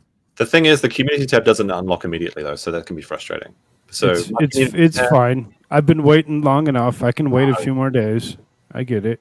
I think like my meme copium channel, it went from 500 subscribers to 1,500 subscribers before I'd actually unlocked the community tab. But that was when I was getting recommended views from Ricada's stream. That's why I grew so quickly. Sure. Oh, that was kind of planned though. Like I think I was pretty clever with what I did there. That's what you need to do. Yeah, to get yourself, you know, and that's the thing is I noticed that Ricada is actually live tonight, so it's like I should go and just super chat him out later, or whatever, and get him to throw my channel back out there again. Well, for me, I got lucky because it happened naturally. Someone else recommended my channel in Ricada's stream while I was watching Ricada's stream, and I was like, "Oh, that's pretty cool." And then I noticed I got like 20,000 impressions from his stream. And then after I noticed that I had that, because the way that YouTube works is if you get like 1,000 views, you get 7 times that impressions for over the next week or so of your videos. So I was like, okay, I've a seeded audience that is going to be from Ricada. So if I make my next video that is LawTube adjacent, I'm going to get a very good click-through rate. And I did. I think it was about the YouTube earnings, or maybe it was about Legal Bytes or something. Yeah. And I got like 20,000 views almost immediately. So there is a bit of strategy involved with YouTube if you know what you're doing, but it mostly is luck, and unless you get recommended by someone with a really big channel. Hey, Nikon's coming out with a new Z4. Do you know anything about that? Nikons are okay. I've switched to Sony entirely. I use a Sony 7S3 mostly now. So I don't think they've released the Z4 because, you know, the Z5 is kind of big, and, you know, it's like a long time ago they had these kind of a film version, like a rangefinder. But, you know, if you want that kind of rangefinder digital, you want to go for like what, I don't know, for someone an idiot like me, what Fujifilm one or Olympus. But I think they're coming out with a Z4, and the reason why I'm mentioning it is I just got this email and they said, are you able to use a camera? Do you want to? It's kind of like a commercial shoot. And I said, yeah, fuck, man. If it's a Z4, give it to me for free. Jim said, pay me. Magic, do you mostly take stills or video? I used to take stills, and now I mostly take video. The reason I chose the Sony is I was gonna get the Panasonic SH1, but they were more expensive in Japan. This is really strange, but most cameras are produced in Japan, but they cost more in Japan. Like you can get like a 20% discount by buying them outside Japan, and they also have more features. Like for instance, Japanese cameras only come with a Japanese language setting. Unless it's Canons actually do come with the English language setting as well. But if you buy the same camera, like the Sony A7S III in America, it comes with 27 languages, including Japanese. If you buy it in Japan, it only comes with Japanese, and you can't change it unless you brick the firmware or something and reset the entire camera. It's very difficult, and it ruins your warranty.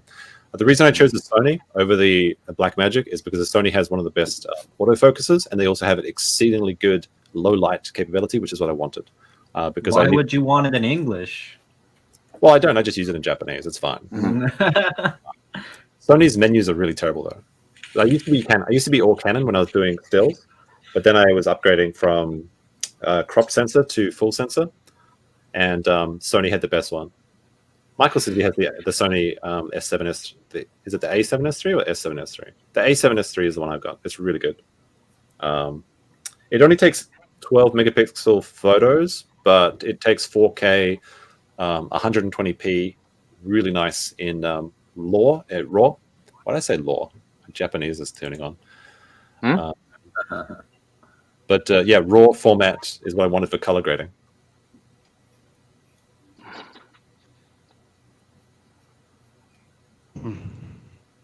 AmericaShirts? What? Oh. Okay. Where? Just being sure you're alive. Me? Yeah. You. Totally. Did you guys see this article about the dude that caught the coof, monkey coof, and HIV at the same time? Whoa. Oh, no. Oh, God. He got everything at the same... You must have been busy. Man test positive for monkey coof and regular coof after 5 days from returning from Spain. 36-year-old man, not me, by the way. Oh, he's going like this then. I want you to do that in front of a proper Japanese businessman and see what happens.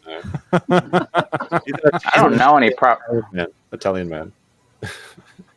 Simultaneously tested positive for everything. Everyone keeps talking about spray butter and like spray butter in Discord. Really don't want to know what he was actually doing. That's very disturbing. Right, we know what he was doing. Monkey Coof is very funny to me. It is kind of funny. It's very interesting how only 2 cases of monkey coof in Japan though. Remember when it's interesting how many cases are in the United States and how they actually say you can actually get it is only through particular means, and it's like particular means. What are those particular means, Frogman? You don't get a direct answer. Frogman said, "Don't ask questions to answers you." I don't answer your questions. I'm just kidding. I think on one of my streams we actually showed the cure to the monkey problem though. Oh yeah. Oh yeah.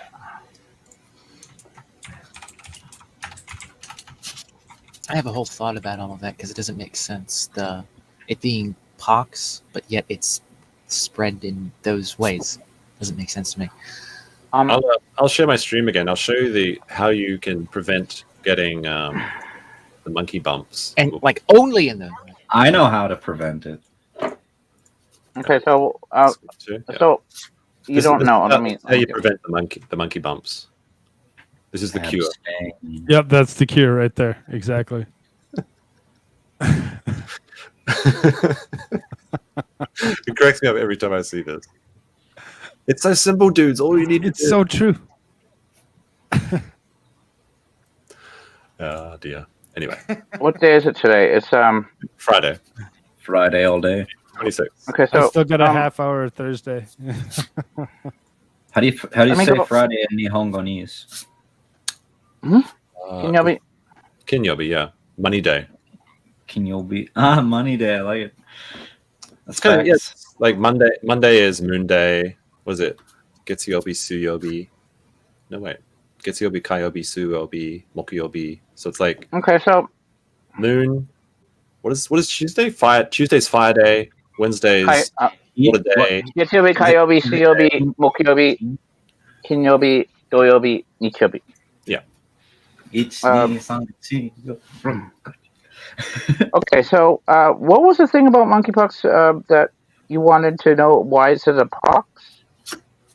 I was curious about that actually. Yeah, like because I think Japan has a lot of pox vaccines.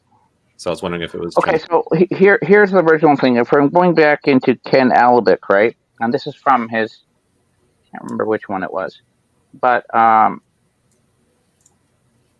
okay, so one of the things he said was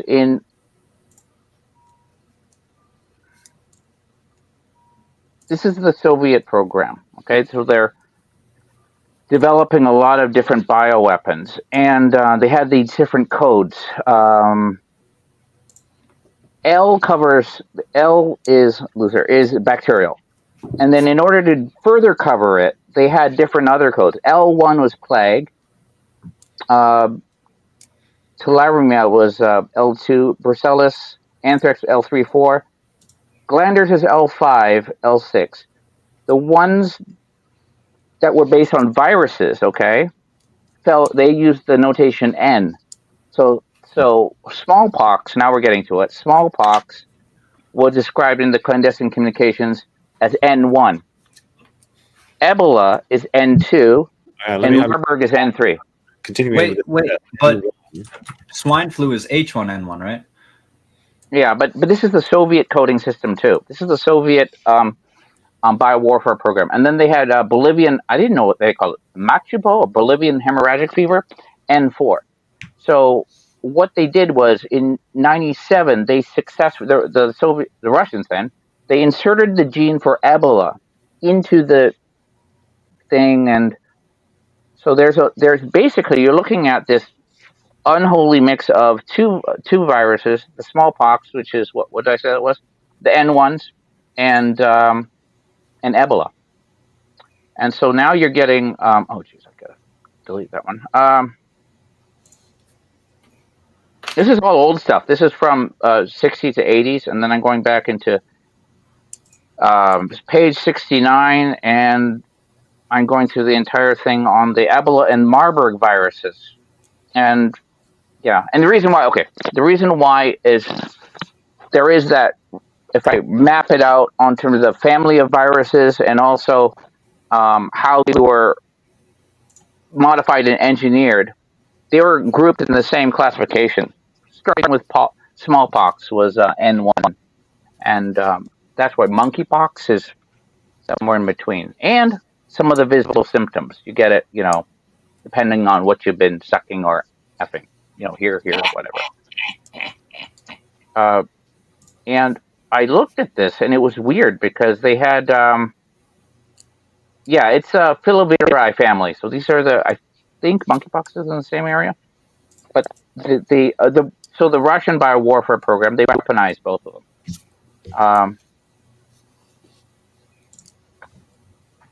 I have the books if you want them. Biohazard that Alabik put out in the 90s, and I have a second one and then there's even a textbook on it that he did more recently. But anyway, someone was sending me this stuff, and he was saying, "Oh, look at this! All this." He was getting very excited about this, like as if it was new, like Ebola and the hemorrhaging and how it's all related. And I said, none of this is new. You're discovering it. Just because you're discovering it doesn't mean that it's known. And if you look at it, it's discovered America. Yeah. Give me a link to sprayable margarine. It's degenerate. Stop spraying butter and margarine. Who's doing that? What I don't get this. Spray it onto toast. Like, you just have a toast and you just get the thing. And you're like, shh. I think are they? Oh, sorry. Are they talking about PAM, which is a cooking spray? I can't believe it's not butter margarine spray. It's just the same thing, but you can spray it on. God, that's retarded. I mean, it's just like they have butter in like toothpaste. Just a little. Weird. Slightly retarded. I think if I could get away with it, I would say. Oof. I gotta go. Hold on. I'll take this. I can't believe it's.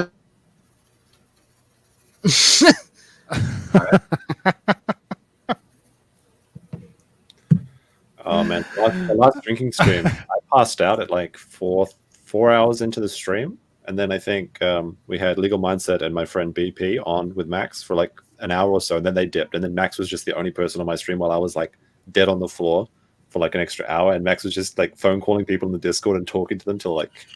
I woke up and I was like, oh, "Okay, we're gonna end now. See you next week." They're like, "Oops." That was pretty funny. It was fun though. It was worth it. There's a request for a voice of Fauci while we wait. Oh, the Anthony Fauci's voice. Well, AmericaShirts. I love all of those bioweapons things that you play around with in the lab, you know. It's all so fun. You watch this like a mink, and he goes and he sneezes on the other one, and then he falls over dead in 20 seconds. Is that where the pox of the monkey came from? Well, as long as you're not a senator, I mean, you'll probably, it's probably okay. Maybe we talk about it. gotta be careful. I can't believe I missed that stream. I miss a lot of his streams. I catch like the first couple minutes because it's like 5 o'clock in the morning for me when he usually starts. It is an interesting time frame. I think most of my audience isn't actually like when you look in your analytics, you can see your audience tab, and my audience is mostly awake from midnight my time until 8 a.m. So literally when I'm asleep is my best time to stream, but I never can actually stream that much that time. And when my least audience is on is actually when I stream. It's very unfair. It's very unfair. But you know, it's fine. Something I'd like to point out from what he was talking about, Max was talking about, is that like this was all like Soviet research and stuff and whatever. The U.S.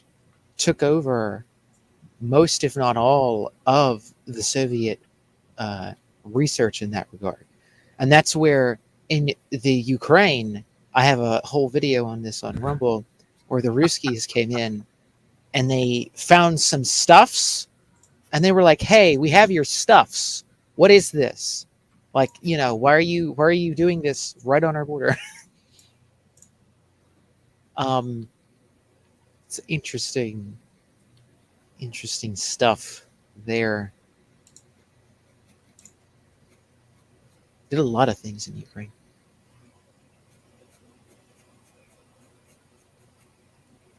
I like how you emphasize the word "the." Is there a reason? I mean, Is there a reason? Reason in particular, you know. Wink, wink.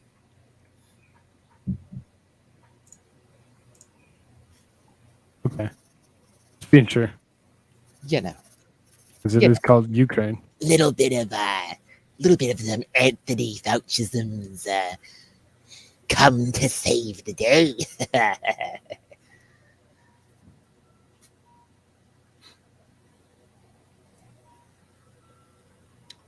What is this video I've just found? Frolicking in the rain is now racist. Anti-vaxxer. The boy who lived, come to die. Frolicking in the rain. Who would those individuals be culturally appropriating? It's from Libs of TikTok. Do you want me to share it? Oh my god. Yes, please do. It's in private chat. Just share the screen straight out. I can share the screen, sure. I guess. We actually, when we first started doing this or whatever, we actually did a TikTok Thursday or whatever for the first couple months. It was great. It's probably better to do it actually, because then if I share my system audio, then it'll probably echo everyone, and I have to mute everyone. But I've linked it in the private. Send it to me. I'll do it. Yeah, it's in the private chat. Libs of TikTok. Germs says that true rain is racist. And it probably is. We just don't know yet. And I wonder, still I wonder, who stopped the rain? You guys like Credence? Uh-oh. No love for Credence? You and I both know that you're capable of enjoying the rain frolicking freely without filming it and then posting it to TikTok. Oh, wow. You've just What a co-signed. bitchy Okay, individual. you just co-signed at least 3 million, 8.5 by 11 front and back people who just go out of their way to disrespect and dismiss the boundaries that Black creators have set. And now you're one of those people. So I guess my question would be, why? Why is it so important to all of you to treat us like we don't matter? Man, this is some hatred. What the hell? This is some legit hatred. Like, that's racism right there. She hates her because she's They white. just don't get it. And have When a people good actually time. speak like that, that's what it is. It's straight up racism. But they don't see it that way because they're like, you can only be racist if you're white. Frickin' mayo monkeys. The only people that love mayonnaise more than white people is the Japanese. They serve mayonnaise with everything, especially fried chicken. And you know what? I like quite a bit. No, thank you. It's good. Trust me, fried chicken, like Japanese karage with mayonnaise and salt, is so good. If I was in Japan, I would eat it because it was served to me, and it would be rude to turn it down. You almost always get mayonnaise with anything that's fried. Like you get it with fried shrimp, you get it with fried chicken, all sorts of stuff. Did you just like dip it in the mayonnaise or like? Yeah, or you is get you get like a thing of mayonnaise and you dip it into it. Or if it's like with shrimp, you get like a little spray thing. Not spray. Oh no, I've outed myself. No, it's like one of those squeezable packets. You've outed yourself. You have like a line of mayonnaise down the shrimp, and you like played yourself, kid. Played myself, yeah. Sprayable mayonnaise. Oh no. the visual of that is not the best. Elena says Japanese mayo is the superior mayo. What does that even mean? Why is Japanese Do they mayo add- do they different? do They have the something same brand. different? In Japan, like do they Do make they it blend differently, their or- oil up a little different than we do? For mayonnaise? You know what I could go for is some freaking Japanese curry Japanese on mayonnaise is much better than regular mayonnaise. Like Japan uses doesn't use all the high fructose corn syrup and everything, so like things like cola and mayonnaise taste different. And I find that milk is different in Japan too. Like I don't like Japanese milk. It has a weird smell to it. It's not off. It's just very different because I guess New Zealand milk is like really high quality or something. I don't know. Because I've been drinking that. Well, I used to drink it a lot more, but not these days. But yeah, something's weird with Japanese milk. Not sure what it is. New Zealand. What is the most New Zealand thing you can possibly say to another human being? Most New Zealand thing. Kia ora. What is that? That's hello in Maori. So New Zealand actually has like a fairly good integration between the native population and like the current population, like the European one. So they're kind of renaming everything into Maori names, and they say like Maori greetings on the news. It's the first thing that there's quite a lot of it. I guess it's kind of maybe similar to living in Canada with all the French or whatever. And what did you say it was again? How did it go? Kia ora. Kia ora. Kia ora. Yeah, that's actually a really good one. Good Is that pronunciation. kiwi? No, I'm just kidding. Yeah, close enough. That's close enough. The other what are the things that people say? Hello, gay boys. How are you? Hello, gay boys. You want to fuck on me? Japanese mayo. Oh, saying a after everything is very, very, very New Zealander. It's like, I went down to get a new car. A. Really, A? That's really common. Just say A. So it's not like a questioning A. It's like an affirmative A. Like not because the way Not the Canadian A. Canadians do it, it's more like a get me. Oh yeah. But the way you're saying it, it's kind of like a matter of fact, Probably the most common thing you'll hear from a New Zealand person ever is that Australia stole pavlova from New Zealand, which you know what They did? we're gonna keep it. We're gonna keep our pavlovas. Is Pavlova a girl's name? Do you keep her locked in the closet or the basement? Well, both, pavlova if you know what you're doing. of what is it? Egg white, tart or whatever. What you know when you like cook egg white so it gets like crispy on the outside but gooey on the inside, like egg white and sugar. What is it? Meringue. Meringue. Pavlova is a meringue. It was named after a ballerina or something. So yeah. I told you. See. New Zealand Pav, yeah, is but they serve it like it's like that. It's like a meringue tart that's gooey on the inside, and they serve it with fresh fruit and cream. Yeah, it is ballet. So. What in the hell do you think you're doing in this comment section? Ballerina. New Zealand is really fighting over Pavlova for like the longest time. Melissa says that Pavlova is Australian too. Why is it named after a Russian? Because she was visiting, and they're like, "Why don't we just?" She's hot. She's hot. That's why she's hot. Oh well, she's visiting. Oh well, okay. Let me see. Let's see. What's Putin's girlfriend's name? I have videos of her, doing the hokey pokey dancing. Hokey pokey. The hokey pokey. No. She lucky pedo. She was here when she was 9. She was competing rhythmic gymnastics in Japanistan. But what was I doing? I think I was tracking some of these accounts and stuff like that. What was her name though? She has that's a great list though. It's Putin. Yeah, maybe I shouldn't do it. Maybe he's gonna come after me. Putin, because there's no like TI sound, but there's a chi sound, so we say Putin. Putin. It sounds really adorable. Putin's in the news again. Wow. I'm really bad at this. I don't even know where I put this stuff, and I spent so much time on it. Maybe they're did I say girlfriend or mistress? Maybe. I usually girlfriend. Was Putin saying that he was going to pay people $14,000 if they have like 10 kids or something? Really? Yeah, it's like as a new decree or something that if any woman that has 10 children will be awarded like $14,000 and like an award from Russia, like the hero of the people or something like that. That's cool. I mean, it's better than having someone mutilate themselves and then like throw them out to be the head of like the nuclear whatever the hell. I forget what the agency little head thing is called, and it looks like they've exposed themselves to nuclear radiation beforehand. So it's better. It's better than awarding someone like that and then giving them like the Medal of Honor or whatever the hell. You know, some other degenerate wackadoodle. You're like, hey, you have 14 children. Where is it? Oh, I know where I put it. Sorry. I think I was trolling a friend of mine. She does gymnastics, and she got angry. She said, "I do a different kind of gymnastics." And I said, "Okay." How do you spell rhythm? Rhythm. What kind of gymnastics is she doing? She does a different kind, huh? God damn.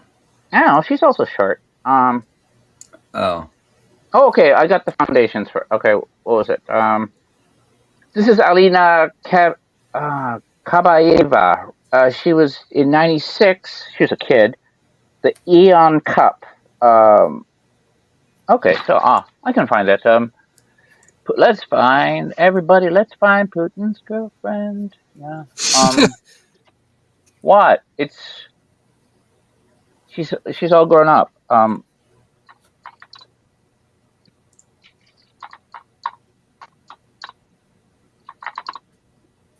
Mm, 1996.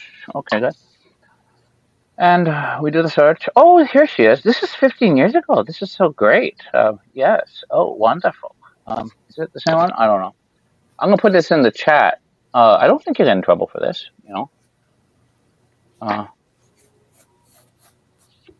Yeah, that's Putin's girlfriend or mistress or whatever. His mistress, not his wife? Yeah, mistress. How do you read that in Russian? So I got pictures of her. She was also here in 2003. So how old is that? I can't do math. But you don't ever want to make that mistake with Chris Hansen and say, "Oh, she was of age," funny. It's almost like Aldo. Huh?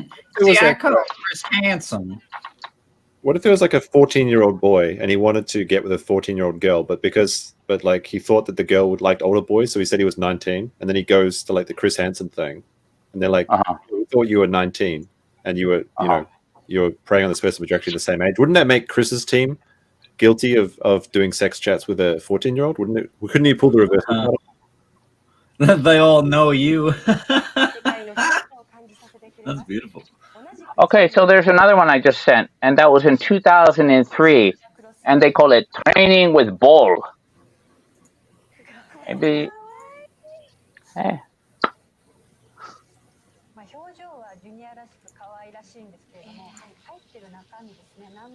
Dun, dun, dun, dun, dun. What is it? So her foundations and shell company, the company charitable fund of Alina Kabaeva, was registered 2008, short name. So we have all these charitable ones in Moscow. She's a general director. Oh, so you go Kabaeva Alina Maratovna. That's the full name, I think.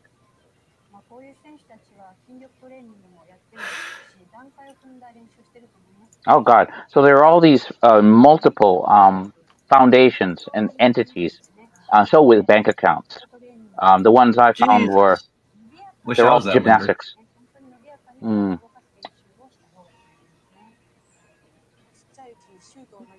Which one is that? Is that the 2003 one?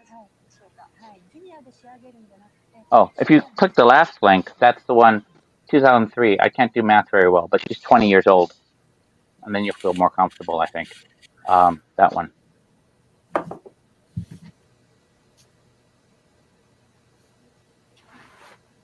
Maybe a little. There you go. That's okay. Cleared.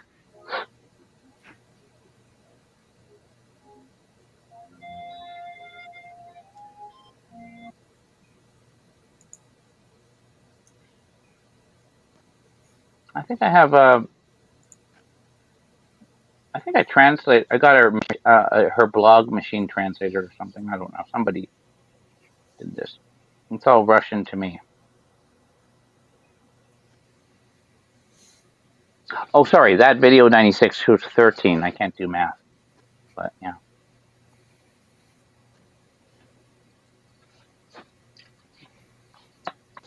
Pretty cool. Max, do you know Dr. Wes Robinson? Who? Dr. Wes Robinson. She's very talented, that's for sure. But if no, then it's fine. Don't worry about it. It's a guy. You know and who? Medical doctor. I don't know. It just. What kind of doctor? No. It's just something that my friend sent me, and I was wondering. It seemed like the kind of person that you might know. But he's in Japan. He's in Australia. He's in Japan. He's in Japan. What kind of medicine? I don't know. I was looking at his Twitter name. He's just posting some cringe stuff, and oh, here it is. Okay, social impacts of written Japanese with Dr. Wes Roberts. Oh, he's a kind of Dr. Jill Biden kind of doctor, right? I guess so. Dr. Jill Biden, doctor. My friend said this guy's being cringe or something. Yeah, now Joe Biden's specialty is changing diapers, adult diapers. So. Medical. That's medical misinformation shirts. Wait, kusu kure, isn't that like eating shit? Yeah. What are you reading? Sorry. Where's it? For over a decade, and in doing so, I learned ancient wisdom through the language, new ways of being, and words that cannot be translated, but deeply intertwined with unique culture. One we can learn from, a thread. And then, like number 4 is like kusu kure, and I was like, wait a minute, isn't that like shit eating? Eat shit, yeah, kure. This is what my friend sent me to like look at and laugh at. So kusu kure, like give me shit or something, or let's like eat shit, right? When I talk about, I don't know. It just seems like or eat shit. Oh, okay, so it's not a real doctor. Imagine my shock. Gee, yeah. How many you took off your clothes and he let him touch you in that special place. Touched me in this special place and said he was a doctor. Never There's an again. awful lot of people these days that say they're doctors that aren't really doctors. It's kind of amazing. Oh yeah. But Mr. Anthony Faucisms isn't one of them. I love people. Oh, this guy. Itadakimasu. What are you doing?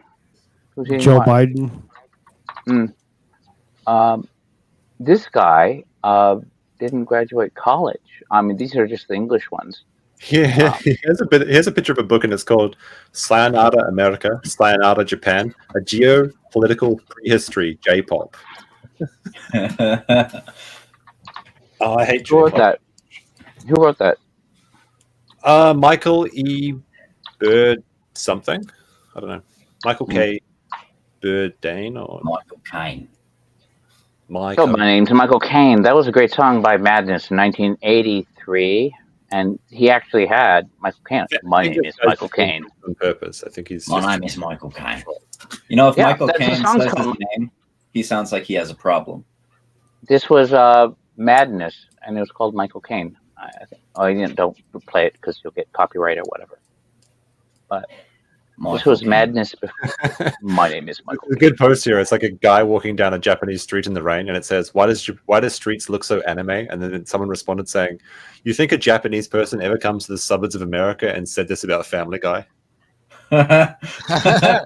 Yes. One of my pet peeves actually is when people do those super pink tinged photos, and it's like Japanese like sakura, but then they make it so that the floor is pink because they just hit the saturation slider to the all the way to the left. So they and everyone outside Japan thinks that all the sakura are like this bright pink color, and like everything just turns pink in spring, which isn't the case. You know, like You're the best, Gene. I think you talked about it, Memes. I don't know, maybe more than a decade or more ago, there was something that the Japanese called Paris syndrome. Oh yeah, they fetishize Paris so much they go there, and then they get shocked because they go to Louis Vuitton, they say hey, and they look at them as Chinese trying to buy up the bags. It goes, hey, you're not allowed. You can only buy one, and get out of here, you piece of shit. Oh my God, you destroyed my dreams. Do we have weeaboos? Coming to Japan, they're going, oh, it's going to be so honorable with samurai, and people are going to bow, and you're going to respect me. And well, there's a difference, right? So with Paris syndrome, Japanese people go to France, and then they smell shit in the streets and something, and they panic. And there's a special Japanese only hotline in Paris that Japanese people can ring so they don't kill themselves while they're visiting Paris. Holy fuck. When the weebs come to Japan, regardless of how bad their lives could be here, they just say it's excellent. Like, there's a lot of weebs that can't admit that there's living in Japan is great. Don't get me wrong, but there is a lot of bad things about living in Japan. But the weebs can't accept it. They always say everything's perfect and that everything the Japanese do are right when it's not the case. But yeah, Paris syndrome is a big problem for Japanese people. Let's see, the syndrome is characterized by a number of psychiatric symptoms such as acute delusional states, hallucinations, feelings of persecution, perceptions of being a victim of prejudice, aggression, and hostility from others, derealization, depersonalization, anxiety, and also psychosomatic manifestations such as dizziness, cardiac sweating, and also vomiting. So Japanese and they think it's going to be amazing, and then they get so disgusted by the actual French that they just start vomiting. Hey, the French are pretty beasts. They just dump buckets of horse crap into the frickin' president's. I forget if it was a hotel he was staying at, or if it was one of his main residences or whatever. Like they just busted open the window and they just start dumping buckets of horse crap into the place. So Paris just smells like a big farm.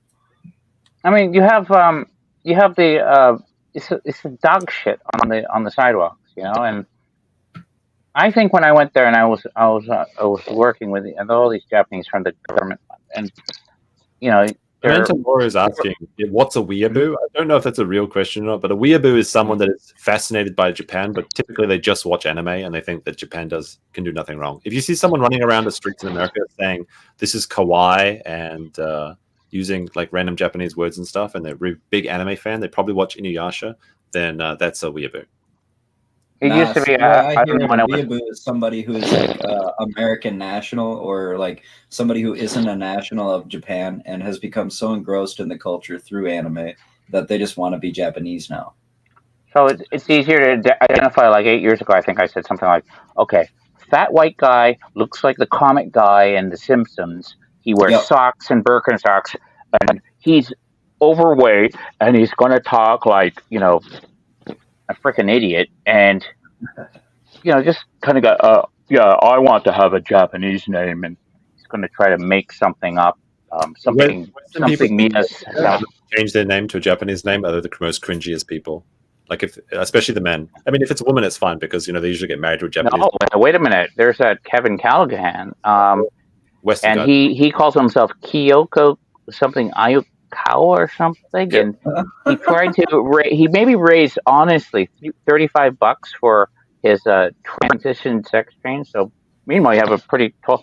But he had an old blog. Somebody archived it, and he dressed all preppy. He was in the Navy. I thought he was in the Navy or ROTC. But you wouldn't recognize him now, or whatever. I meant tomorrow. You can say weeaboo or weeb. Weeb is probably more common now. If you talk about dirty weebs, that's something we talk about a lot. Did you, professed weeb, by the way. I do like. Do you remember on this was, I think it's deleted, but I can find the archive and read it. But there was this story where somebody's up in Ikebukuro, by the way, and there's a couple. There's a couple from America, and they're just both huge. Oh, and they're here to conquer Japan, and they know it. And he's just butchering his Japanese and trying to express something to the store clerk. And the guy, I think he's probably white or been here, tries to help, and he gets really angry. And the guy goes, and this is the line. If you Google it, you'll find it probably. Watashi knows what Watashi is doing. Oh no. and then so it gets told off. Then he proceeds. He says, in the course of unfortunately, those two had kind of parked themselves in the same neighborhood as him, so he would see them from time to time. It's a pretty funny thing. Maybe I can find it somewhere. But it's the adventures. It became a meme on Japan Circle Jerk. Watashi knows what Watashi is doing. Let's see. I do like that page. There's some good stuff. And I can find it, maybe. There's also a very rare variant of the weeaboo, which is the Koreaboo, such as Legal Mindset. So there's someone that's like a weeaboo, but they're obsessed with Korea instead. So we should call Andrew a Koreaboo next time we see him.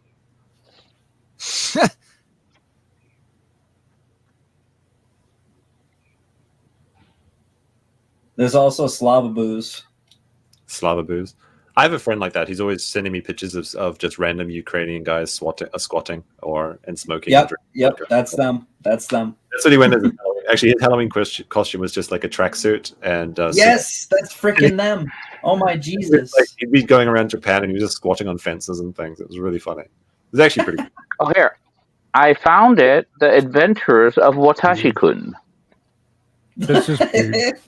You gotta read this, man. I'm all memes voice. I don't know. You'd be too kind, but it really sounds. If you, I don't know who wrote this, but it was great. Holy crap! From 6 years ago, huh? Yeah. So it has come to this. I've become your storyteller. Thus, I must ask you to sit back and read of the adventures of a short, chubby man and his pet whale. Our story begins nearing 2 months ago. It started like any other day. I was on my way to the train.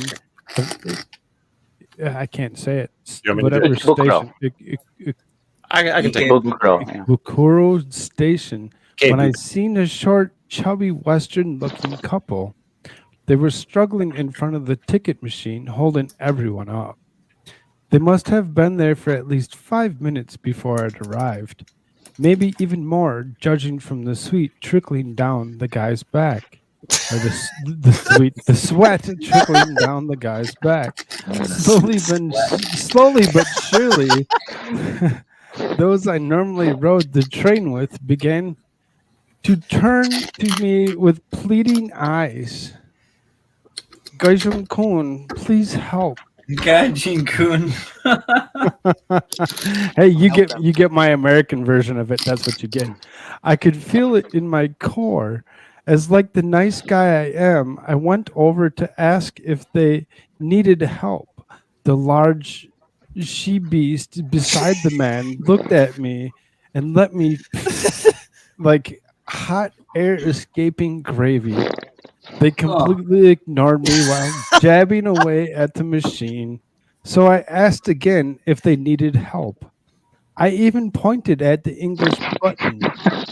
The guy sighed and turned at me and said, not even joking, hand on my heart, Watashi knows what Watashi is doing. In the Oh end, my god. after jabbing like insane idiots, they got something from the machine. I'm still Watashi no. I'm still hoping it was colon cancer and wobbled off into the crowd. I seen them again, this time huffing and puffing, trying to get themselves into a lift that was already filled by two old ladies. One of those super narrow elevators that really only one person in a suitcase could fit in. You know, the ones that suddenly appear behind the vending machine. You would have sworn was not there a week before. I did my best to ignore them and just took the stairs. My greatest joy was when I was rounding the corner and seeing them still in the lift, only facing the wrong way with the doors open behind them, their chubby fists hammering at the doors that weren't open. A few days later, I seen them again, this time with a larger 7-Eleven outside the west exit of Ikebukuro Station. Their baskets were filled with weeb candy. They weren't even looking at it, just grabbing baskets. I know Pokey can sometimes be pretty nice, but maybe branch out a little and try some of the chips or a salad. Several salads in a bear trap around the neck. I couldn't help myself. I had to stalk them a tiny bit. I really wanted to make a picture of them, but she, whom bends light, was using her belly button black hole to absorb all matter in reality around her. Anyway, they got to the checkout, and the Watushi-kun smirks at the cashier and begins to speak a loud, broken Weebanasi. Lebanese. Yeah, sure, sure. Weebanese. You want me to read this part? Watashi to cord. See, I can't even finish that. Okay. 私ペイヨとカードです。君はくりますかです。She beast is beside herself with joy, and she says to him, あなたの Japanese 語はとっても natural ようです。 It was at this point I blacked out. When I next saw them, they were wandering the back streets, huffing and wheezing, carrying bags of what I can only guess was food and weeb loot. Not even anime loot, but weeb loot. All the while pushing suitcases by kicking them in front of them. I can only assume from where they were walking away from that it was Sakura Hotel. I seen them again a few days later. This time, Watushi-kun was waving keys and attempting to jump up and down with she whom creates gravity wells. They looked overjoyed. I can only guess they got a house. For the next days at random, I would see them up on a platform. 1, 2, standing right in front of the gates, ignoring the people standing off to the sides. Then they would shove their way through people getting off the spread out of the seats. Only by the force of the gods doth her shins not snap. Chan lay down in the seat. At this point, I really wanted to record them. So when I heard they'd be at the station the next day, I waited, all excited to record, maybe edit it together and show only the best bits. But they never came. My heart was broken.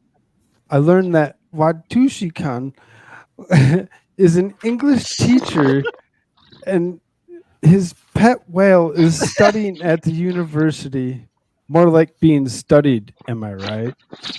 It scares me to think what he is teaching them. I've bought a small spy camera from the depths of Ekiba's electronics bits and pieces store. I plan to still record them. Just have to work out how to get away with it. It wasn't until recently when I found out my neighbor thought I was friends with them. I guess stalking them poorly made it look like I'm friends. So now I have to keep my distance for a bit so people don't think I'm best buds with the hyperweeb and beluga, the amazing land walking creature from the deep.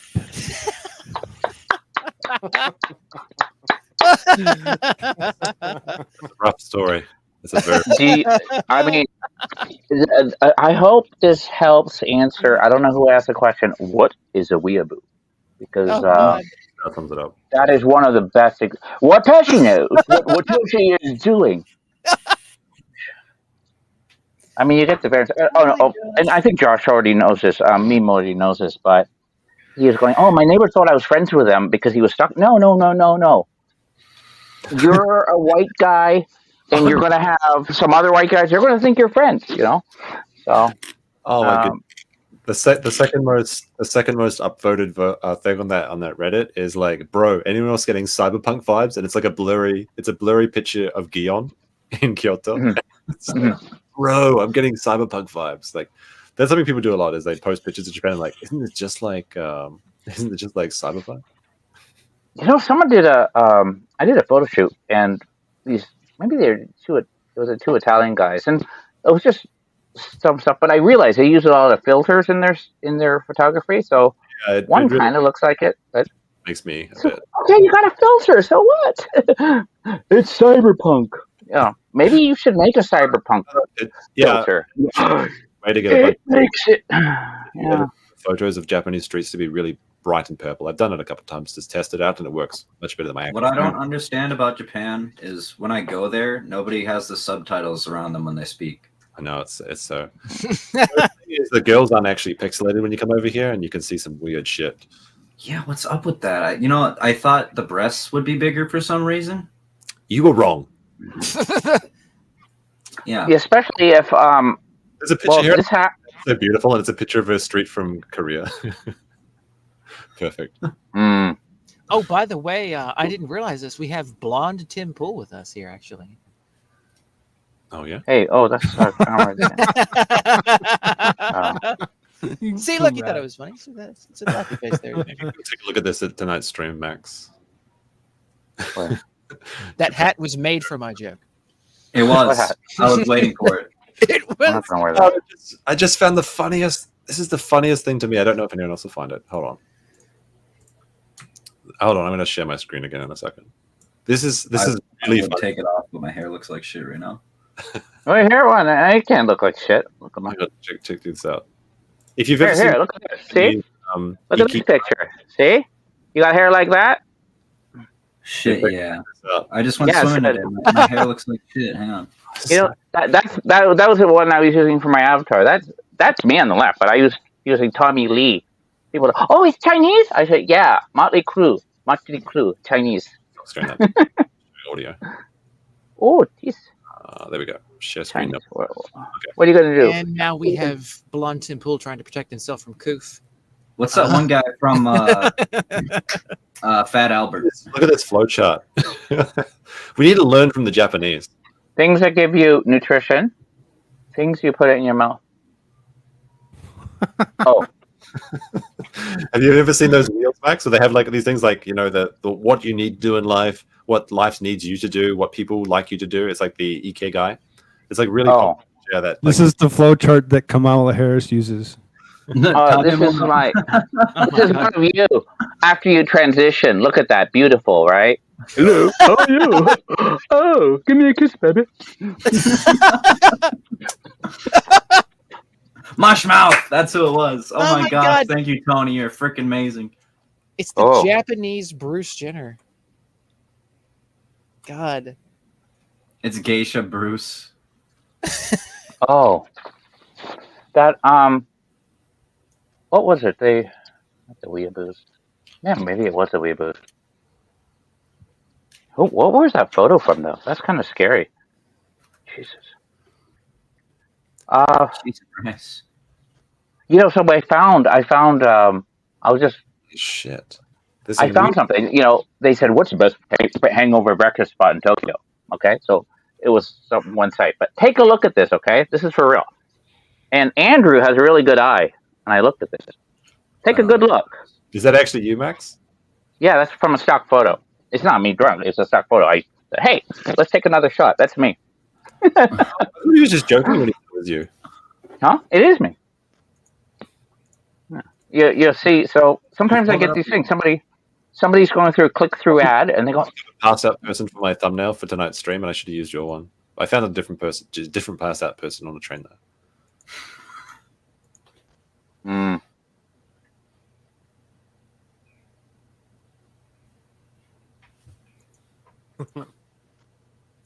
Ooh. So they come here sometimes. Sometimes, you know, it's different. It's not what they expect. Like, you know, for example, being an intern at Lehman Brothers, but, you know, it's different. But you adjust, you know, hey, there's an intern. Oh. He's doing really well. We told him. We lied. We said, hey, man. From a weeb. It says, if you don't go in the cage, you can't come drinking with us ever again. And he went in. So, hey. What do you think about this quote, Max? So it's a Japanese man says, Japan is one of the only countries I've lived in where it's actually a pleasure to be discriminated against in order for their culture to be preserved. It's probably not so fun for people who are legitimately half Japanese, though. Coming from okay. So it's different. This is you're going to get this phenomenon. You get this, especially in the 90s when they had this internationalization, and it's. If you're white, then you get this. A lot of times you get this. Oh my God! You know, you say one Japanese word, oh, you're so good, and all this praise. And then there's assumptions. Someone would say, "Oh, Max, you must be treated like shit or something." I'll say, "No, it's different." I mean, and that's important because otherwise, it's just like raising your kid to say, "Oh, did something not go right for you?" Must be discrimination rather than just understand it. But it's funny. There was a scene I remember in the mid '90s, and it was a graduate school, Nicoya University, and so they had this welcoming ceremony. So you have graduate students. One of them was a son of William Roth, the senator. I remember he was there. Sure, he's American. And then you had graduate students from Africa, and I was laughing so hard. In the banquet, people come over and pour beer, but the Africans are almost like it was that scene from what was it? It's either Animal House or Revenge of the Nerds, where they go in there and go, "Oh, we're really good to see. Now, why don't you go here? You probably know them all, Ahmed, and here's Chang." And yeah, that's they were just ignored, and I was also embarrassed for the Japanese because this whole kind of facade of, oh, we're international. Say, look, you have to be that retarded to ignore people like that, like that was Animal House, by the way. Right? That was Animal House. Yep. Because that was one of the most inspiring speeches. John Belushi. I don't know if he did it later before. John Belushi with Toshiro Mifune in 1941. Animal House. He goes, "Was it over when what was it? What was that speech? Was it over when Was it over when our boys went, or what the hell? Yeah, he did something with Screwed up D-Day. every historical reference, Pearl Harbor, Yeah. and it was hilarious. Was it D-Day giving the speech? Who was giving the speech? Belushi, his character. What was it? Animal House. Jeez, God, I want that speech. It's so good. It's called Bluto's Big Speech. Bluto's Big Speech.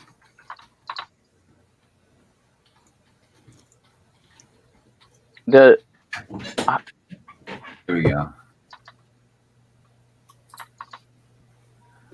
Was it over when the Germans bombed Pearl Harbor? yes, that's what. Oh, yes. War's over, man. Wormer dropped the big one. What? Over? Did you say over? Nothing's over until we decide it is. What is over? Was it over when the Germans Was it over when the Germans bombed Pearl Harbor? Hell no. It ain't over now because we're going. Or when going gets tough, the tough get going. Who's with me? Let's go. Come on. And then he runs into the front door, but nobody followed him. Mm-hmm. I got the whole freaking thing here. It would have been better if I could read. That was it. Was it over when the Germans bombed Pearl Harbor?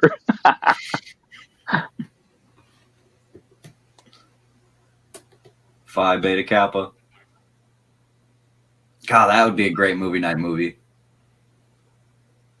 That was it based on Delta Upsilon at Dartmouth or something? I don't know. I can't remember the origins of Animal House, but they could never make that movie again. Oh, never ever. Was it Kevin Bacon who was at the end? He's saying all is calm. And he's the security guard who gets overrun. Was it Kevin Bacon? I thought it was. I don't know. Stage fright. It's all good. Yeah, that's what it was. Just a little stage fright. I'm very scared. And so that was. I think I used that during the whole Koof thing. You know that all is calm. Okay, today is Friday, man. I'm gonna get. I gotta call somebody for a what? Damn it! How many? No, I can't find the photos. Oh, I have a photo. No, that's of me. God, with a mustache. I got a Hitler Tojo mustache, man. Tojo. Let's see the Tojo mustache. Let's see it. You want to see a Tojo mustache? Yeah. Yeah. Yeah. Look at this. Well, with a Trump. Can you give us a bun? Can you give us a bonsai? Oh, look at that. Hitler. Yeah. You do got the little Tojo. The guy wearing the T-shirt. He won. He won his. It was a same. It was for the senatorial race for Tennessee. So, Bill Hagerty won. Trump unfortunately lost, but Mike, did you see my comment? Did you see my comment over on Michael Malloy's stream today when I said that your name is a great name, Mike Gohagen? Be a great name for like a drill instructor to yell out, "Gohagen!" You know.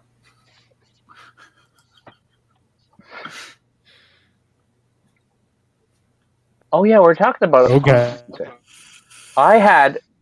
You guys were Air Force, right? No. No. No. Okay. No. So I went to school with a guy, and he his last name, his surname, he's a white guy. Or he's actually half Japanese. And he separated when he was a captain. His wife outranked him, but the whole running thing was, you know why he wanted to separate as captain?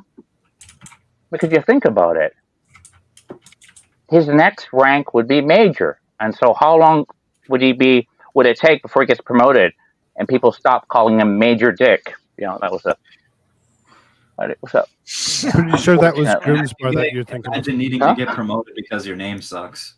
Yeah. I'm pretty sure Grimsbar was the Air Force. Mm-hmm. Yep. I worked with him. Okay, that was there. Yeah. All right, guys. I think this is the point of the night where I leave you. Hey, what time is it there? It's like It is 1:20 right now. 1:20. Yeah. Hey, you do 3 more hours. You do 3 more hours. It's a 4:20 time. You know, all those people, they have a happy time. You don't do it in Japan because you get arrested. Okay. It's a 4:20 all the Vietnamese time. on weed. Vietnamese on weed. Who? I went to Saigon once. You get arrested if you. Night Divinity.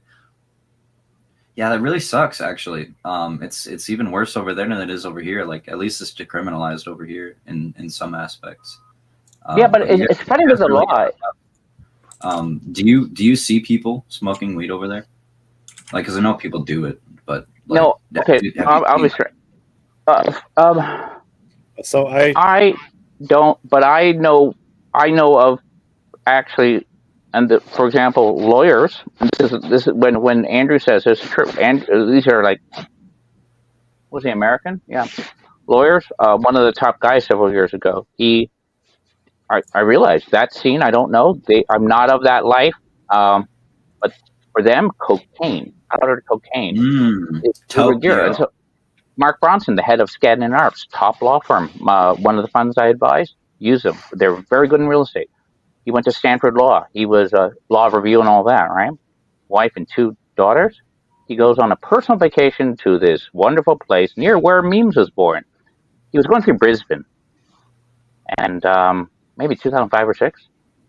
And you know how, you have a number of different things. You have the dogs and shit like that. So they have enough to signal to say, sir, can you move into secondary? And what I believe he found, because he was a habitual recreational user, a baggie of it in his jacket. Oof. And then he made the worst decision of his life. I mean, you could say, well, you have everything he's looking for. You're a top partner of a top law firm. He swallowed it. Well, we know that you think that's happened because when he went into secondary, he convulsed, he died, and he vomited food, cocaine, and pieces of plastic. And for that, he died. And it probably, he wasn't smuggling it, but he was probably, hey, these are guys who, he forgot it. I mean, not drugs, I don't drug. Once, I think it was after 9/11. No, it wasn't. I had a not like this, a tactical baton, and I accidentally had it on my hand luggage going through Narita to the States. And I was going, shit, But in this case, I thought, she was really helpful. She goes, it had a foam handle on it, right? She goes, oh, is it the handle for your carry-on? And I went, yes. Yeah. Yes, that's what it is. And to this day, I'm thinking she had to know what it was. She was a law enforcement officer, Japanese. She probably helped you the hell out. And I looked a lot better looking maybe and whatever, but holy, I was like, but in this case, and a number of times I kept, I had mace in my toilet, Have you got the Widow's Peak going up there? The what? The Widow's Peak? Like the little, oh, you do, you got the little triangle. Yeah, I do. I didn't even make it like Steven Seagal. You know how he was going bald, had hair transplant? Yeah, and he looks like the Munsters, Looks terrible. I should get a haircut, man. But look at this. It's no, that looks great. So this guy, now, I don't know, weed you can get, and I do know guys who live out in the country. And here's the thing. Up in Hokkaido, you have hemp. And these people kind of say, well, it is stupid when tourists go up there with a rent-a-car in Hokkaido because the license plates have the character wa. So right away you can see a rent-a-car and it has a wa thing. It's a rent-a-car. If you see somebody, it's rare, but say you see somebody in a really hot car and they're the shit. It's a Ferrari or whatever. And you see the wa plate, you're going, loser, poser.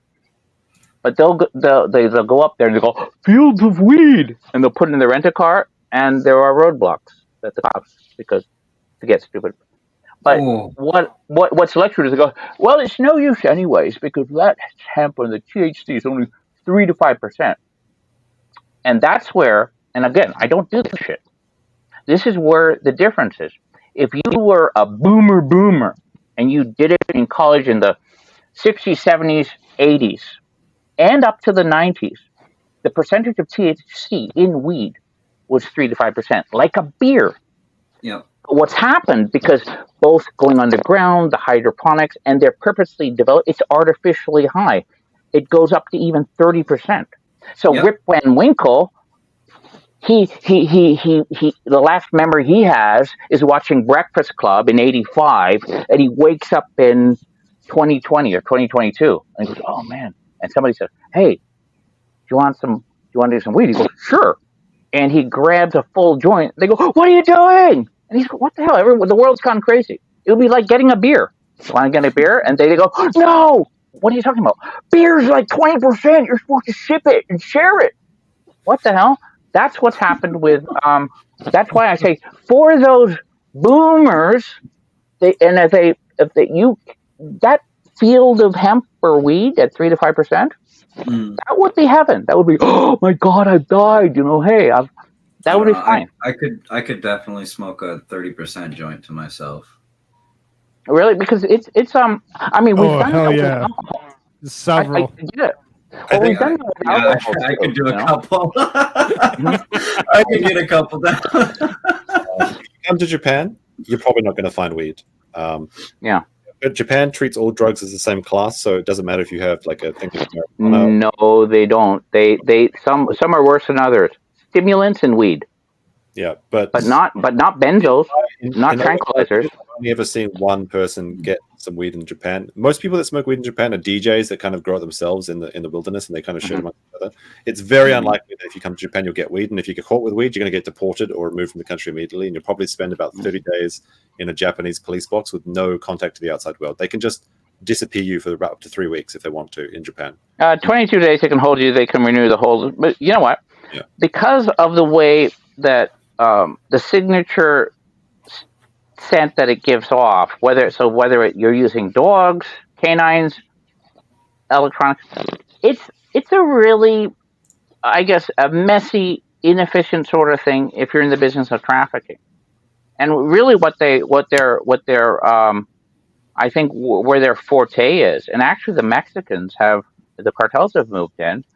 And they're really efficient. So you get as a regular person in the news, you'll read, well, some stupid Canadian had this amount in his luggage. I said, that's not where it's coming through. They're smarter. They know how to put the precursors in, not in stupid pineapple head souvenirs that are quite obvious have something else in them, but they'll put it in regularly imported industrial equipment and stuff like that. Nothing like cram it into a suspicious-looking car, and those precursors then come in normal industrial shipments, and they hermetically seal them.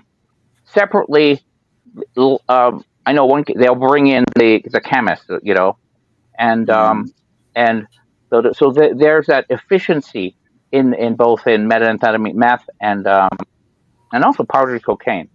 I gotta say hi or goodbye to all these people that said goodnight to me. So, Jimmy, real quick, while you're saying goodbye, don't forget tomorrow night there's a tinfoil hat party. Hat not required. You can show up. There's only so much room on the panel. There will be a back room party in Discord. Just saying. Okay. Yeah, I'll probably pop in the Discord. I doubt I could probably actually get on. I knew it. I fucking knew it. Get the fuck out of here. It's for real. You, bro. What the fuck? This is for real. This is from the Academy. It's for kids. It's my boy. What a fucking shithead. Fucking I know. You can get it from what's the label? Whatever. There. I gotta catch up though. Okay. Good night, Gene. Good night, Divinity. Thank you so much. Who the hell else? Night, M. Schwartz. Me rub you long time. Me rub you long time. Yeah. All right, that's a great Jimmy Schwartz, hey? Yeah. Hey. Mary. Alabama Black Six, tout beaucoup. Gene. Jimmy YouTube said he was leaving. He looks like he's sitting and watching porn. Support him anyway. Who is? Who's Me. watching? I guess I am. This is Oh, my what kind? promise. What They kind? can see what they- you're watching in your glasses. The StreamYard kinds. Oh, great. Yes. It's very graphic. Get a good look. Ooh, look at that. Yeah. How about that one? Oh. Okay. Good night, guys. Night, Jimmy. Have a good one, bro. Everybody, make sure you check out Jimmy YouTube and Stay cool, subscribe. Somebody named Blue Pearl Girl. Blue Pearl Girl. No, Looks like actually, he got if himself up to you 75 subscribers. That's good. You can't hide weed. Putting weed with coffee. People say, "Oh, it's going to cover." I said, "No, it's just going to get a layer of coffee notes in weed. It doesn't." As far as canines, and I don't know about electronic signatures, but it's not going to fool the dogs. But they are trained on specific scents. So, other stuff, no big signature, and it's not going to get, and it's not going to go. I mean, they may not even be if it's looking for it. sealed tightly and okay, vacuum so packed, you're still not going to smell I'm it. gonna head off now because I got about 4 hours to prepare for the stream, and I still got to do my shopping, cleaning, and cooking and everything. So I'll see you later, Max. Because Meme is a maid, and he's a kept man. That's what he was talking about. So that's why he never showed. Right now, he has a little French maid outfit. Wife, she's beating me. Send help. If you want to come on the stream, you're welcome, of course. Koolfrogg and America-Shirts. Although it is going to be a bit late for you guys, I think. But if you're around, we'll check you out when we're when We that time promise comes you- around. I usually at Promise least you say hi to sexy you. times, Sexy times. All right, see ya. Love you long time, Max. Bye-bye. Me too. Factory sealed, no. Well, yeah, but there's that whole thing with the Mylar and the double seal, and I think a lot of people sometimes they think, oh, they got it, but they don't realize within 24, 48 hours you're gonna have stuff out. So, but if you whatever, I don't do that, but I do look at the how they catch them is kind of funny, and often they don't. But yeah, those photos on that link, that was real, messy as hell. That was part of cocaine. The guy, I don't know what I had the tape of them. I'm guessing their accent, Romanian, was in Australia or something like that. But it's everyone here? Or are you sleeping? What are you we're doing? here. Okay. Oh, We're I look like you're interrupting. Like, oh. No, Sorry. Please interrupt us. It's just the conversation was on one thing or whatever. So now ADHD kind of makes you actually think. No. I understand. Everyone, you're overwhelmed with Watashkun. You're thinking like, yes. That was. Oh my God, that is a really. On that link on the Reddit link I sent, somebody put on the right for that forum. I just realized it right now. I'm not sure if that's a Navy. It looks like an Army. It could be an Army Hayabusa, Peregrine Falcon, a Japanese Zero. But someone photoshopped a strong Zero can on it. I just noticed it because that's a great photo, man. That is a great photo. Max, are you too plastered to talk about a little bit of geopolitics? He hasn't been drinking. I'm not drinking. Oh, he hasn't been? Oh, okay. It's 3:40 p.m. So I started at my time 1 p.m. So he hasn't. Okay, good. No, I'm not. Not for another 5. Another 4 hours. 5 hours, 4 or 5 hours. 4 hours. Yeah. Let's have a little bit of like a geo. This is AmericaShirts' update favorite part of these people of the sort of Asia Pacific region over there. Mm-hmm. With we'll kind of start off with our favorite. When I was a little girl, I tried to take a hold of China, but my parents said no. They said it's not possible, right? They forbid me to dig and told me to stop wasting my time. Oh, how I wanted to dig. I became obsessed with China. I would just sit around thinking about China. all this wonder. Sometimes I would pretend that I actually dug the hole. Hello? China? My parents prohibiting me to dig only made me want to dig more. So I dug in secret. But I was too small. I didn't have any money. And I had no idea what vodka was. My parents got wise to the whole digging operation, and soon I lost interest. But I never gave up on my love and passion to become a part of China, somehow, some way. As I got older, my parents went on to tell me that plucking my eyebrows would make my hair come back thicker and longer. And if I kept drinking all day, I'd never get a hangover. But I didn't listen to them. I was too busy thinking about digging to China. Now that I'm rich and powerful, I can do whatever I want. And I have finally decided to fulfill my childhood dream of digging a hole to China. Sure, it's not going to be easy, but with the right amount of vodka and my high level of income, anything's possible. Join me on my journey as I dig a hole to China. Until next time, good night, peasants!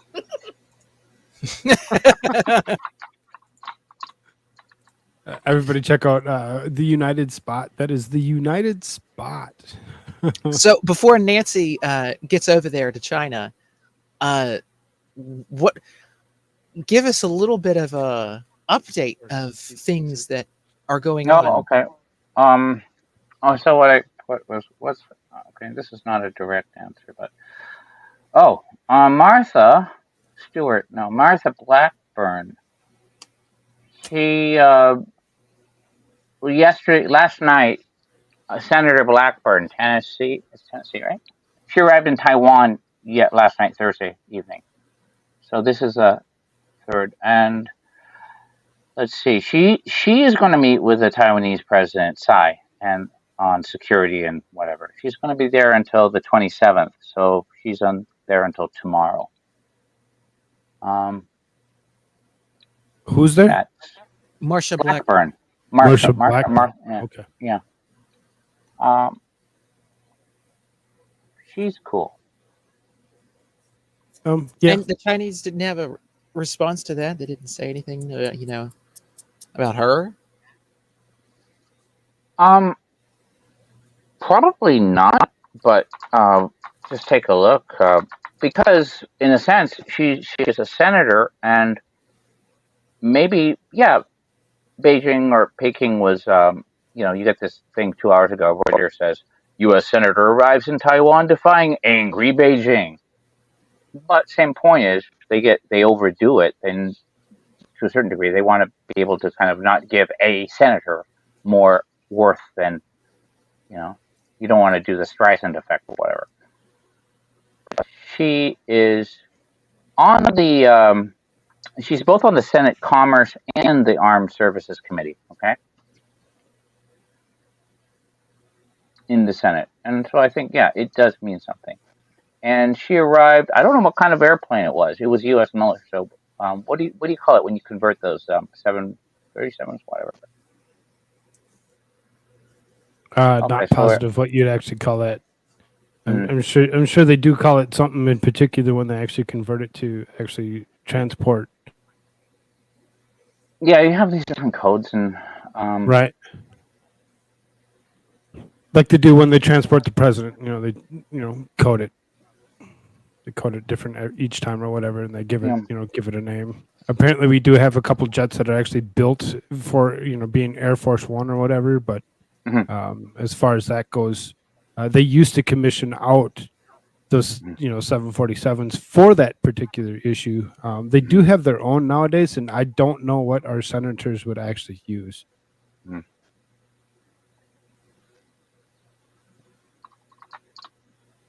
But really, she's so I'm behind on this. Pelosi is planning another trip? Pelosi is planning another trip? Oh, fine. No, is that what it was? I thought it was not Taiwan, but is there some other trip going on or no? I haven't actually looked into it. I was just because you said Marsha Blackburn, I just hit up Marsha Blackburn and pull up anything that was new here in the States.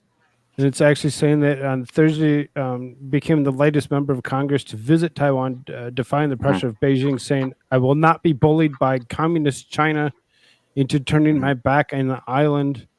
The trip by Blackburn, a Tennessee Republican who sits in the Senate Armed Services Committee, follows the number of recent visits by Nancy Pelosi and other U.S. officials. I'm just going to skim through this real quick just to see if there's anything else that's of necessity. It does point out Nancy Pelosi's several trips that she's already made. Didn't really say anything about anything that's new. Values of democracy and freedom with Tsai Ing-wen. This is a CNN article, so as far as that goes, you're going to have to take it with a grain of salt. It is kind of leftist propaganda.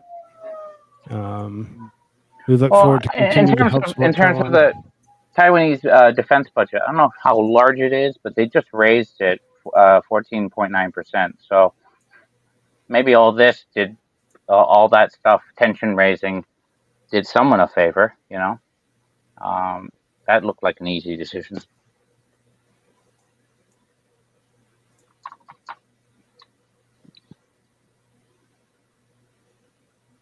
Oh, man, it's hot here. Look at that.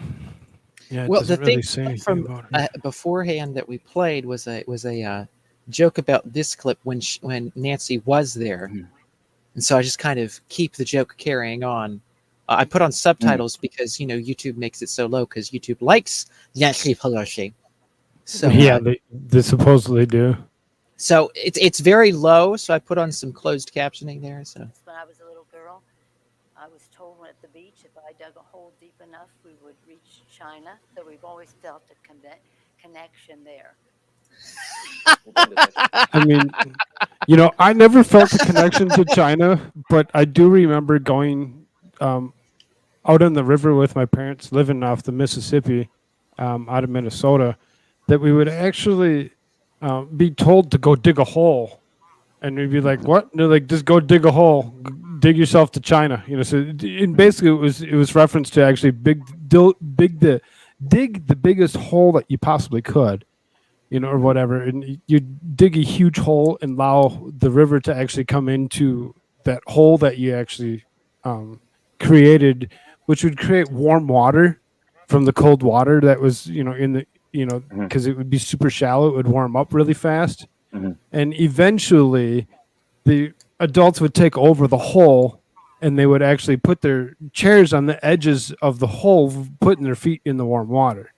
So I mean, it's. People saying, digging a hole to China wasn't a thing that you used to say, but it didn't give you a connection to them. It didn't make you feel like you were going to make it to China. I never felt that anyway. Felt a deep connection to China. It's like the dumbest shit. What? Did she say something like that? Oh, I just played a video. Like, she was there in Taiwan. So she literally said that my parents used to tell me if I dug deep enough that I would reach China. And so I've always felt a connection to China. Oh, gosh. Okay, sorry. So that's what that whole thing I meme said, thing that I because you can do a lot of things with software, and I'm going, oh, wow, that's pretty,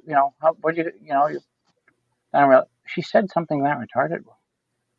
Yes, and that's why that video that I played at the beginning, the little, where she's digging the hole to China. So she's continuing on her quest. Oh my God! Jessica actually asked, "What are her ties?" Kind of be surprised how many of these senators and members of the House that actually really do have close ties to China and things that go on in China. There's several members of Congress that actually really do have deep ties with China. I mean, look, sorry. So, look, Paul Pelosi. She had Paul Pelosi. Did Newsom go with Pelosi to Taiwan? That is supposedly, yes. That's what happened. Okay, and it was a whole family affair. Mm-hmm. Yeah. Okay. A question on share. Okay, look. So yeah, I'm not even going to explain it really well, but one of the things is even when we look at, say,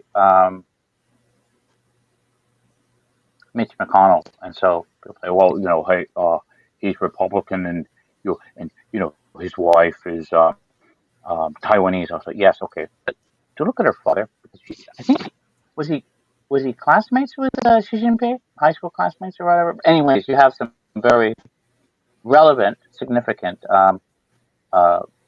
ties that her family has with the CCP.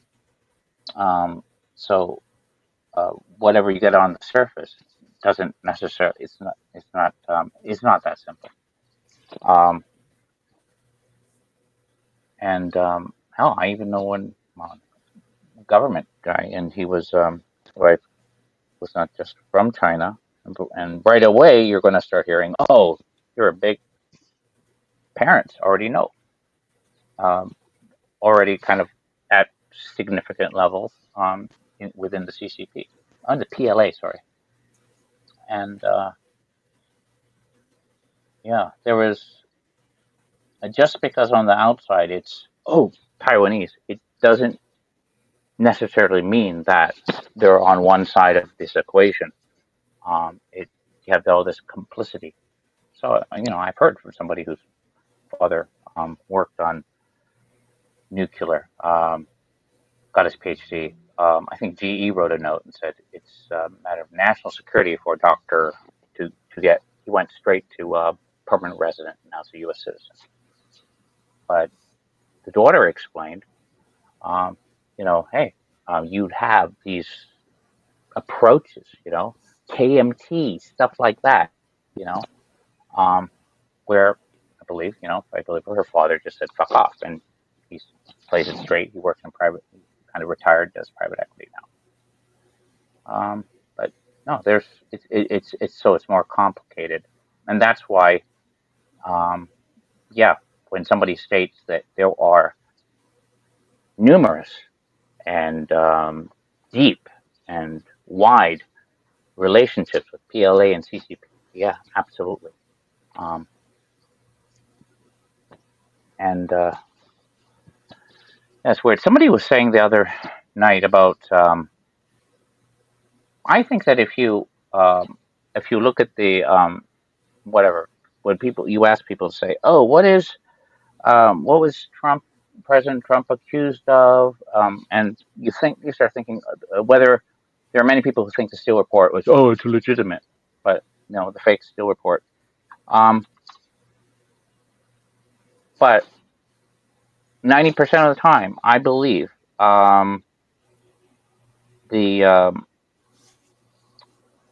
charge. Remember the charges. Remember, he was not impeached. He was it did not pass the Senate, and they will probably say Russia. But go back and look at the failed impeachment of Donald Trump, because the charges were abuse of power and obstruction of Congress, not obstruction. But if they're honest, I think the description is these allegations were that Trump sought help from Ukrainian authorities to aid him in the 2020 election, not Russian. This is not. I don't know. That's separate. But maybe for whatever it is, and most people would incorrectly recite and say, yeah, Russia. I'll say, okay. Go back and look at the nature of the allegations in the failed impeachment. It states Ukrainian authorities. That's kind of funny. What's going on right now? I think we should reread it and just kind of refresh yourself on that. Yeah, and one of the other interesting things I pointed out earlier was that you were talking about Soviet bio-warfare studies of different things, and the research stuff. And I had mentioned that the United States had taken over most of that in the Ukraine, and they had control over those laboratories and things of that nature over there? I don't know. They had a Current lot of state. they had a lot of research labs or whatever that what's her face, Victoria Nuland, was questioned about in front of the Senate, and she's like, "Well, they're research facilities, yeah, the research."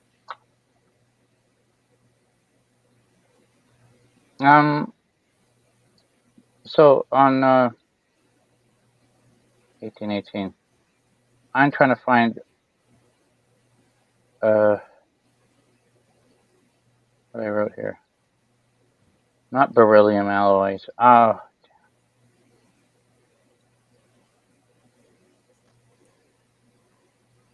I can't find it right now, but it's I'm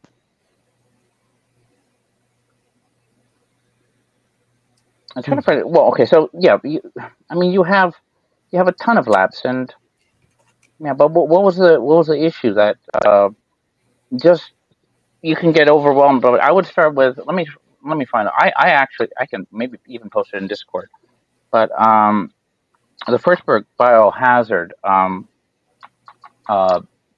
Alibek. Let me explain. You can Google him and his first book. And I'm trying to figure out when it was. I'm getting old. It says I'm looking on Amazon and saying, is this the right one? In 2000, that can't be right because I read something earlier. Or, no, I met him before that. Okay, so Ken Alibek. That's not his real name, full name. It's Kanat-san. He goes by Kanat. I think he's. So his nickname is Ken. He's from Kazakhstan. So he went through the Soviet army, and then he was first deputy director of biopeptide. So the rank is like colonel, and there were 32,000 staff under him in the biowarfare program they call BW or whatever. So this is the guy who developed the stuff in the late 70s and 80s. Okay, this is their bioweapon development program. So you're getting these. You're weaponizing things like glanders and Marburg and hemorrhagic fever, and so there were outbreaks, for example, of Marburg that were. It was just kind of unknown. Later, he revealed, no, that was a lab leak out in the Black Sea. They had their stuff all. And he also, I think, he did a strain of anthrax. And I remember one of the things was when the anthrax scare 2001 was going on, people were freaking losing their shit, and they were going and getting what I still think today is a totally unnecessary antibiotic. It's called Cipro by Bayer, and you really don't want to take it unless you really have to. And and certainly if you're not exposed to anthrax, you take it. Yeah, you're going to blow out your you're not going to be able to take a shit for weeks probably. But the weird thing was, I remember, I thought, oh, okay, the characteristics of anthrax is this. If it's not the Russian, the type B anthrax, if it's not that, and most aren't, most of it, unless you're allergic to penicillin, can be taken with a kind of a conventional strain of a very boring antibiotic called a doxycycline. The Pfizer made it. The brand is Vibromycin. So that's the stuff that you would probably do. So it's kind of unnecessary because in this anthrax is a bacterium. It gets killed in UV light. So when the Shinrikyo actually procured some Russian anthrax, they didn't know how to use it. So they took it to the top of a building in Yokohama, threw it in the air. The UV A and B will kill it. Now, if you really wanted to do it, you take the same stuff and you release it into the underground in the subway tunnel. There is no UV light there, or it's minimal. And then the way it works is you wouldn't know for like 3 or 4 days. Honestly, you would have people going there and developing very flu-like symptoms. And before people would figure out, certainly before, I'm talking about before this Koof thing, they would still figure out what the hell is going on. They would assume it's some kind of influenza. That's how an anthrax attack would work. Because then the spores would be in the air, You inhale them, and they do their work. But they did a lot of other. Now he defected. I can't remember when he defected. Maybe it was in the 90s or something like that. After everything else. So he defected, and that's when he did the rounds on debrief and everything else. And then you would hear his name, and he even, if you look it up, he did some.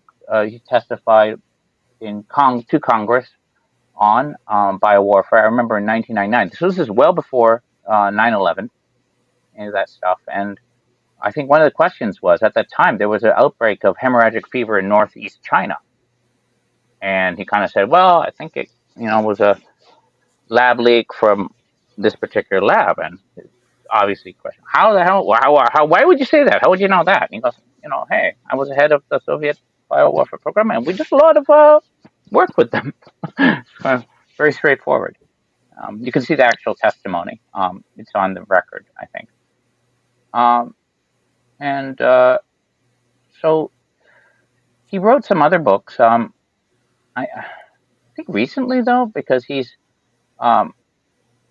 doing some work in autism, because I think maybe his son.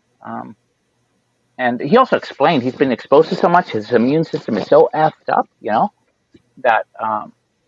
Okay, so yeah, you're right. You know what? My memory is really cooked. But the first book, Biohazard, was in '99. Okay, the Amazon copy, the paperback, will be 2000. But so my memory then is correct about, yes, him being available if you were so privileged to be able to talk to, at that time, the world's preeminent expert in the Soviet biowarfare program.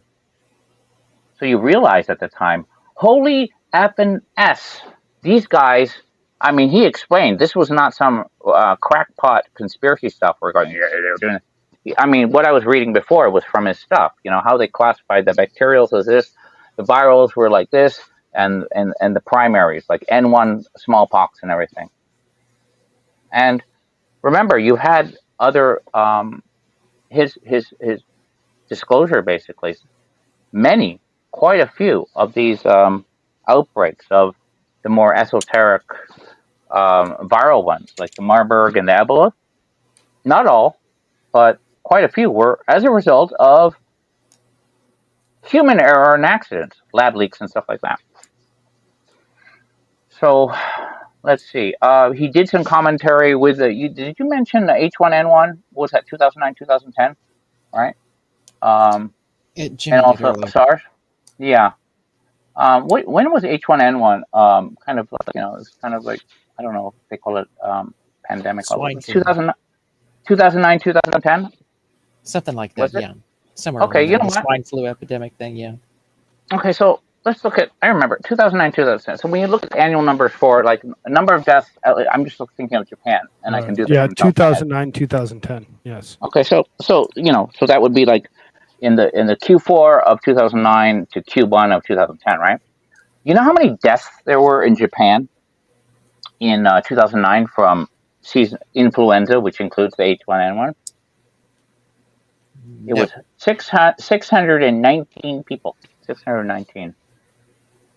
And if you group in and assume that, the subsequent year, 2010, I don't know what, it's very similar, 1,000. So it was a pretty small number. Now roll back 10 years forward to 2019 before this coup. And the mortality rate... Just to give you some quick perspective on those numbers, in the United States, it was 284,000. No, I'm talking about in 2009, how many people died? 2009. In the United States was 1,000 estimated deaths. Oh, I think his mic cut off. You said it was 200-some thousand? 284,000. Oh, wow. That's in the United States. Yeah, but Japan should be like, anyways, I'm going to look at the U.S. ones, because then in 2019, the number of deaths attributed to seasonal influenza was something like, maybe it's 3,500 tops. And maybe in the first 2020, the number of deaths in 2020, 2021, it was in the high, short of 10,000, on an Oh, each I'm year. sorry. I'm sorry. I looked at that wrong. That's actually the worldwide total. Okay. Of 284,000. Hmm. So I just think of the Japan numbers. They were infinitesimally small, 2009. And people go back and go, yeah, that was pretty hairy. I said, how many people? Oh, thousands. I said, well, 619, 4209. Let's The go U.S. alone 2019. was only 12,469. Okay, so that seems consistent in a proportion amount as per population and everything else, right? Yeah, that And sounds about right. and so then 2019 Japan was about 3,500 or something. So then when we go to 2020 and you're going, well, this coup is really, it was something like at that point for 2020, maybe 7,500, 8,000 or something. And then you add, okay, so on one hand, let's say 8,000. Okay, 7,500. That's more than what? From 2019, 3,500. Double. But, it was this question of like, what other factors were there for this numbers from just going up from 2009 from only less 619 deaths. Anyways, I just didn't see it as it was funky. But one of the things that was really clear, it wasn't a mystery. It wasn't a product of drinking a lot of whiskey and smoking illicit substances and shit. You knew just by as early as I have notes, January of 2020, that this new, they called the SARS, was very similar to the previous SARS, which you knew a lot about, except it was worse. Particles were smaller, light Altius Fortis. It was lighter, it was smaller, and more airborne, and potentially more contagious. Probably is wrong. I assumed at the time the previous SARS had certain temperature sensitivities, so that on surfaces that with the previous SARS, it would be nukes. In any event, one of the things that was so clear was this was a result of a lab leak from a P4 lab in Wuhan. And that wasn't a question, although when I shared some of this, somebody who was,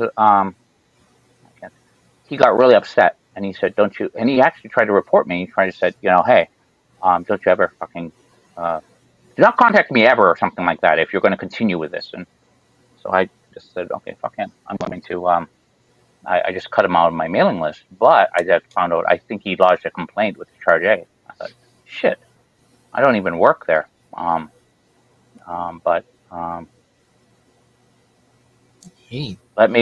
let me go P4. I have the name. I think I sent this before. It was and I did send it to oh, I know where I put it. Okay, because I had a lot of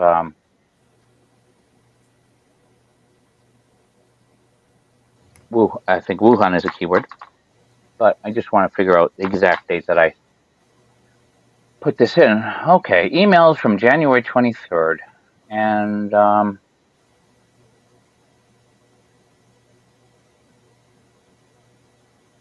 okay, yeah. So January 24th in Japan, I said, what was the stuff I was writing?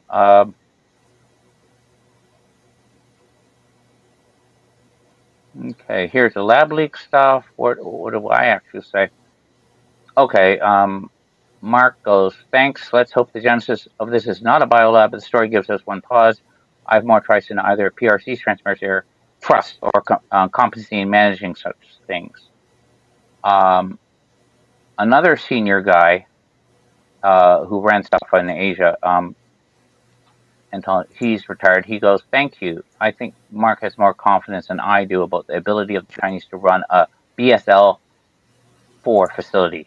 Apparently, I'm not alone. And then he pointed out, national key laboratories are often tied to PLA-centric research, and Wuhan is the epicenter of PLA-related R&D activity. This is tough. I explained, I said, had dinner with the Japanese, Ministry of Defense Monday. And I think one of the guys made a joke. He said, hey, of course you could always believe the PLA. But that was kind of funny. And the Japanese also said, Japanese officers in Wuhan, these are like, I don't know whether they're, told another, it could have been another virus escape, whatever. Okay, there was stuff in there. But that, yeah, so that was emails. I go back January 24th, Japan time. So that would have been in the year 2020. Monday, January 20th was, January 20th, 2020 was a Monday. So, yeah. And that, I would say, that discussion was probably slow, but it was weird because it gets treated like it was, that's why it was one of the strangest, it was one of the strangest things.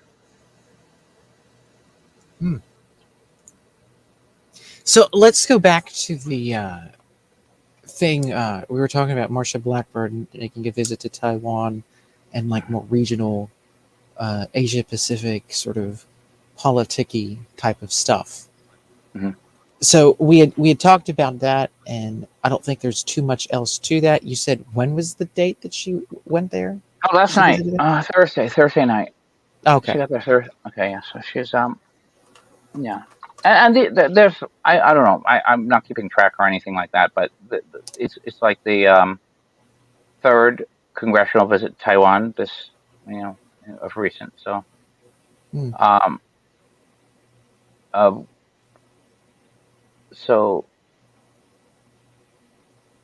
and yeah, I don't see anything. How about like in Japan? What's up there where you're at politics wise? We talked about the last time you were on here with the assassination of Abe and all of that and all the background in that and different things of that nature, and then kind of went on from there. What's all going on with the I guess Prime Minister's cabinet, right? And things of that nature. How's all the politics there going on with everything? One, as far as politics, the Prime Minister, Kishida, I think he really is a lame duck, and he's let me look at the latest. Holy shit! Oh, okay. I had a the latest polls, if I have it. Not a stripper poll. Here we go. You get, but yeah, he's on a. I don't have the numbers, but it just seems the thing is, I just read that Nobuo Kishi, who is a brother of Prime Minister Abe. I mean, it was strange. He was a defense minister, and he kind of, said, "Oh my God, I have to confess, I had all these significant relationships and support from the Moonies." So they swapped him out with a more, they swapped him out with Hamada, I think, who previously was a defense minister. So, which I was expecting that, because you don't want to put in a neophyte. They're saying that the defense ministry position is important, right? But what happened to Kishi? When he stepped down for that, he became the vice chairman of the Abe faction. So they have factions within the LDP. So he's appointed as the vice chairman. I don't know if that's meaningful or not, or whatever. But yeah, I guess he's not out. Potential political leader in the future. No, I don't know. He's weird. A lame duck. I mean, the guy you got to look at this video even without not understanding Japanese. I did kind of a thing where thinking, well, if a guy looks like he's on the spectrum and acting weird, I just assumed it's a cultural difference. But I had Japanese saying, boy, this is right after his brother is assassinated. And perhaps even understanding that people don't necessarily express grief like in a bad soap opera, you know. It just seemed strange that he just looked kind of like expressionless and used the opportunity to indicate that he had, unfortunately, significant connections with the Unification Church. And yeah, that was just. Well, did you have another question? What's going on with defense, or? Yeah, as far as like defense, and then maybe like anything to do with China. Okay, so what they're up to. now, okay, so just like I said, look at Taiwan has said, okay, look, they got a budget increase on their defense for 14% or 14.9%, right? And I don't know, I haven't been tracking enough of Taiwanese politics to know if somebody says, you moron, man, that's already been put in play. You don't suddenly do it. But I think sometimes if you're tracking it, I can assume that if those numbers all kind of jump, for example, right now I'm going, okay, what are they going to do for fiscal next year, 2023, for defense? And it's going to top 5.5 trillion yen. So that's about, okay, I'm going to do 40.7 billion US dollars, okay? So is it probably significantly increasing? Yes, it is. Does the recent SHIT with China? Yes. How can you quantify it? And I'll say, okay, I'll quantify it with this. What's in the request list? Is it actual stuff? Because sometimes you have this thing in the budget item anywhere in the country, and you're going, dude, that's just like swapping out some old crap that nobody uses anymore, you know? It's like somebody putting in your old Argyle sock drawer thing, but this is not the case. And this is what I'm interested in. Is I mentioned this? Did I mention before? I'm really tired. Combat drones. So that's the what do you call it? The Reapers, right? The Predator bees that the Air Force calls. They have a different acronym here. I always forget it because I'm kind of stupid. But yeah, but I mean, so as part of that freaking $40 billion, it's a record defense budget, right? They want to get they want to get combat drones, and that's interesting. So I think they've also seen how they've really worked in the Ukraine, you know, and strictly they've always going, well, Abe has helped push it forward, but they're saying they would argue, no, we're clearly self-defense, and we don't want to exhibit any sort of, for example, through longer range capabilities could be interpreted as offensive capability, which is stupid. I mean, in a lot of cases, I don't know. Someone says, well, you know, you don't need these so many of those, what do you call them? Those bullets and those magazines. They should, unless you're a psychopath, so you can just have 8. Yeah. And so they're looking for,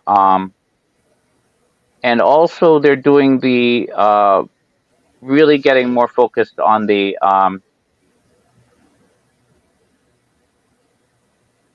Aegis missile interceptor, and also these missiles Tomahawk. So this is the funny thing. You read this stuff, and I get this guy, and he tries to impress with all these I don't know, policy wonks in the States, right? And he's going, oh, you know, what's this latest thing with the Japanese? They're going to be they're going to mount long-range cruise missiles on these the Aegis-equipped vessels, right? And he's kind of going on. So yeah, this is Type 12, and I'll say, look, can I help you out here? It's and I kind of said, it's a Japahawk, and he got kind of surprised. And I said, let me just explain, because you need to speak to people who speak English and who work in and around the United States of America, who developed this, okay? So I said Japahawk, and you can sue me, screw you. These are Tomahawks. Woo-hoo-hoo. Oh, God. That's what it is. It's a Tomahawk. And so we already know the range of these anti-ship Tomahawks, right? It's already like around 2,000. So if the current ones are saying, yeah, they're only 1,000. So, oh my God, they're going to give it 1,500. I'll say, look, dude, don't be surprised. Let me predict the frickin' future. It's going to be magically 2,000. It's like a frickin' Tesla, okay? Oh, we just do the settings. So that's kind of what you need. So in any event, how many of the Tomahawks are you gonna the Japahawks are you gonna be putting in? How many of the ships are capable of it? I think there's only 2 right now. But that's it's significant because it means this. Yes, this is part of it. But if you want to start writing because of the visit and everything else, no, that's part of the timing, because you go back and look at when the cabinet made the frickin' decision, which was in December 18th. So it has nothing to do 2 with years ago. Pelosi's visit. No, you or have other a lot people's. of This has things been going moving on through the pipe. Oh no, but policymakers and everything are opportunities. This shit goes on. They go, fuck, man. Now we can get the approval. Put it in there. Hey, okay, let's gotcha. put 15%. And so, and because that is usually more realistic, and that's how you're going to do it. It's much more harder to say, oh my God, let's do something totally new and whatever. How are you going to get that? Yes, it's about the money, follow the money, and everything else. But and these guys are good. And there was another thing. This guy was going on about Spy 7. Oh yeah, U.S. Spy 7. And I said, Spy 7 is LRDR. LRDR. This is not good for dyslexics. But what it is yeah, it's an LRDR. But then they had SM6. And I said, this is designed to confuse you. An SM6, and this is easy. He didn't like it. I said, it's a $174 rim job. You have a rim 174. Yeah. So I said, that's why all of these things is cute. Like, I don't know. I don't do Pokemon. Look, just freaking understand the basic of it and then figure out what the Japanese equivalents are. But you're getting all, Mr. Chicken Noodle on this. But here's the main thing. Yes, overall, you're going to get more of the Japahawks, and you're going to extend the range. Bigger is better. Size doesn't matter. And they're also going to use the long range discrimination radar, the LRDR, right? And they're going to use the RIM 174s on their new ships, right? So those will give you more capability. The one thing that Japan doesn't have, this is weird because Coast Guard, American Coast Guard, is military, right? They even have a service academy. The Coast Guard in Japan is civilian since 1948. It's in the Ministry of Land, Infrastructure, Trains, Planes, Automobile, and Tourism. So really, you would want to say, release the Kraken, give them more budget, allow them to have rules of engagement that don't get them shot up and killed, and you have another kind of capability there. So, anyways, yeah, the Japanese, the Japahawks, yeah. Right now, the latest news will be, oh my God, they're going from 900 to 1,500 kilometers range. I'll say, yeah, okay. You can expect what's the U.S. standard? If they're making with the Type 12, the Japahawks are made with licensed by Mitsubishi. So, who is the contractor? These other ones, like 2000, is Kawasaki. This all kind of spread the wealth and everything. But then what else is there? Those what I think is really interesting, because I never followed it. I was always skeptical, but is is those drones, you know? So this morning, I think I put in my summary was, what was summary? Summary was, S-H-I-T.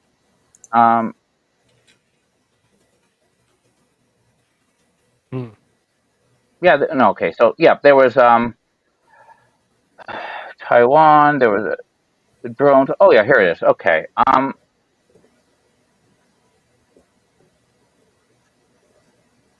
Yeah, what was the one what I was going on? The Reapers? Yeah. They're going to be putting some of those Reapers on, we're talking about Kagoshima today, right? And that island. There's an air base, and, there's an air base, and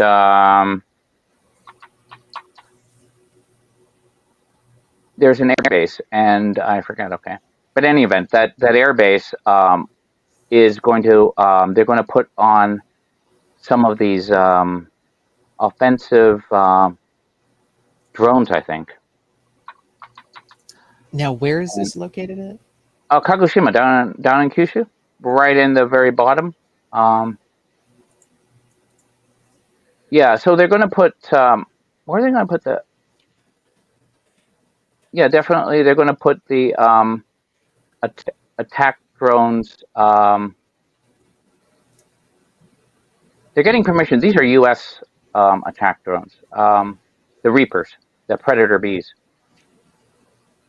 So this is maybe a wonderful opportunity. It's kind of like realizing all your dreams that you procrastinated on, or you felt that, yeah, I would be kind of pushing it. Well, start asking and start spending more, and that was another thing. I mean, when you have the partners of the United States of America, your allies, and usually when you look for kind of contributions, matching contributions, you're thinking of that, and I think it makes sense as a percentage of GDP, right? So this is from like at least 4 years ago. Even you had these paid stooges, like former Navy vice admiral, putting opinion pieces saying, we should really thank the Japanese for their record contributions to defense, and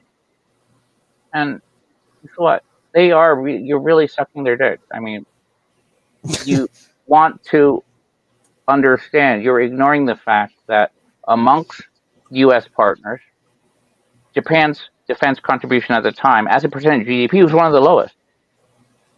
And really what you wanted to do, and I sound terrible at this, is to say, it would also help Japan being able to say, like, look, you probably want to do this, and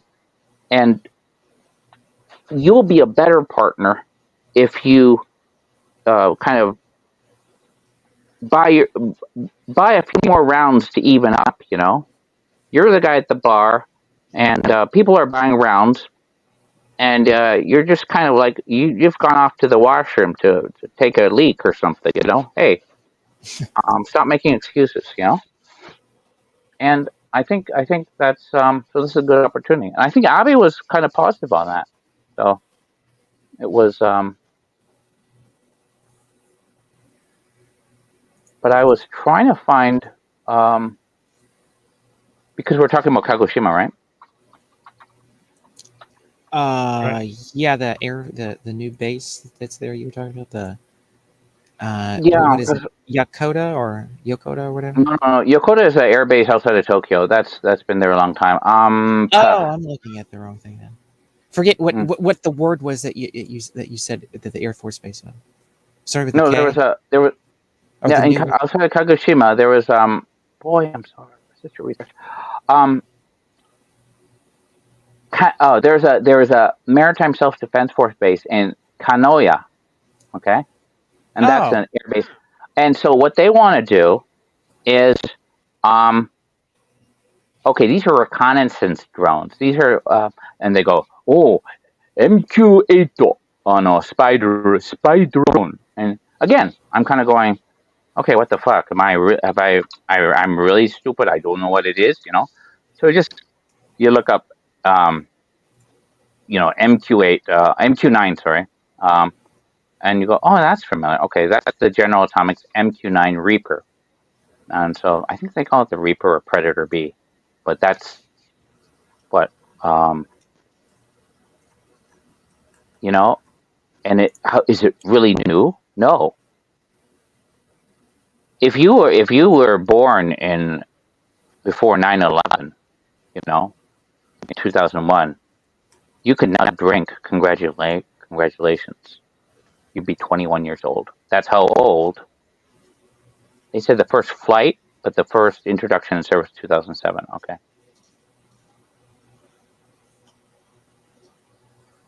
Well, maybe it's significant. I don't know. I don't know how many they built, but I don't know how good they are. But Japanistan, how many do they have already? Japan. Oh, they already did the test. Oh, they're going to do it for the Coast Guard. Oh, I see. Okay. But Kagoshima is Kyushu down south, and you're going, okay, so what? Historic thing with Kagoshima, I'm going to get it wrong, but you're going to have the historical naval bases, naval academies, and that it's near Kure, near Hiroshima. I know, but if you look on the map, Kagoshima also has a very strong naval tradition. Yeah.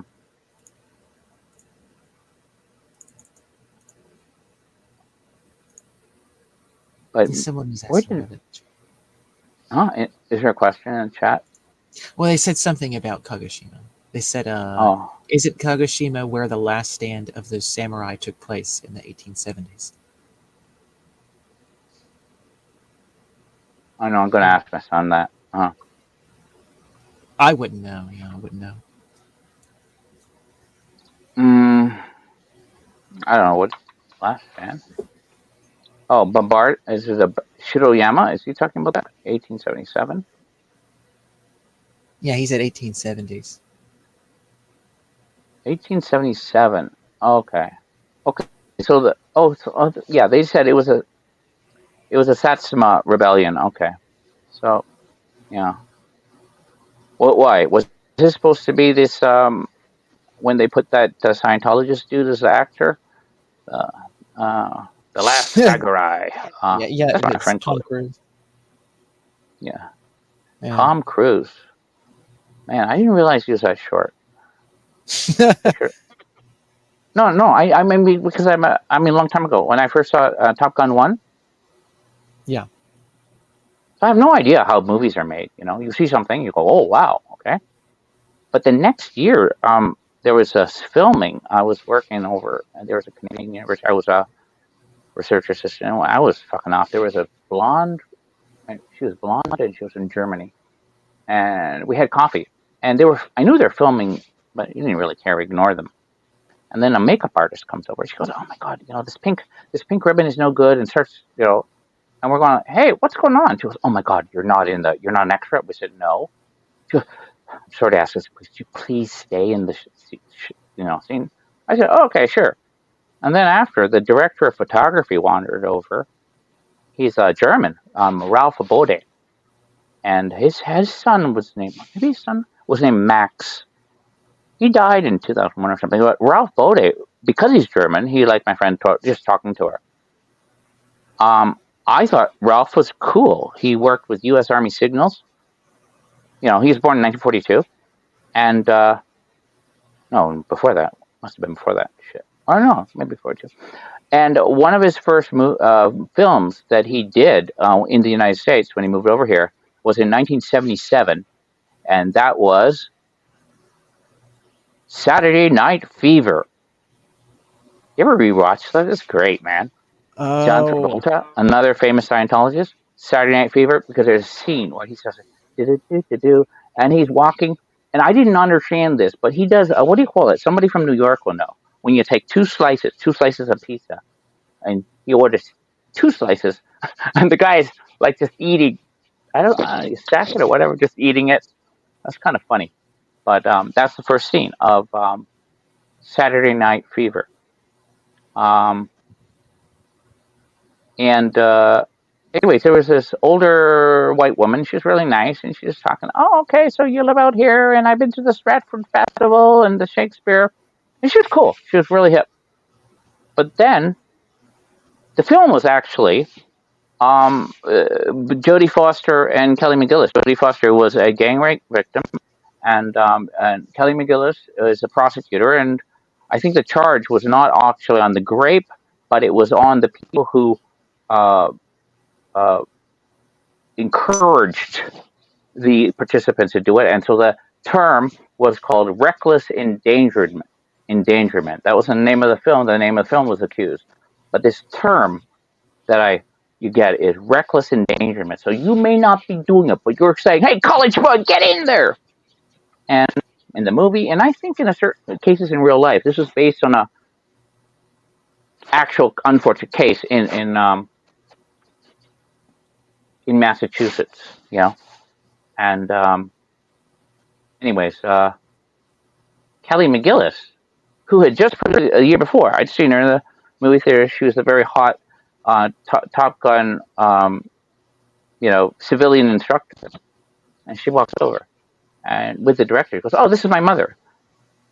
And I am a short guy, and I look up and I go, "Oh my God!" But I'm also kind of probably a narcissist, or I'm just thinking of one thing, not like, "Oh my gosh, she's so tall." She's probably like 5'10", 5'11", heels,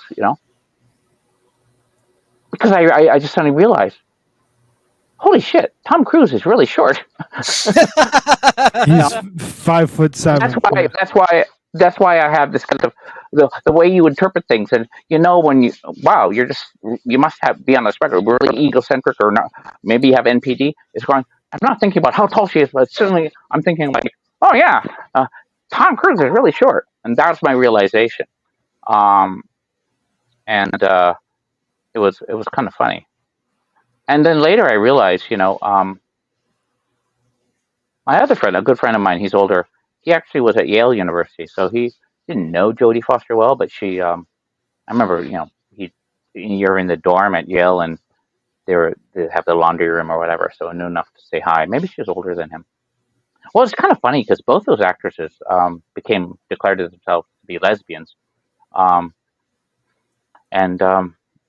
McGillis, look, everyone's mother's, aunts, grandmother's age. So, you're not expecting to say, "Oh, you got it." I think it's really cruel and it's mean and it's unfair.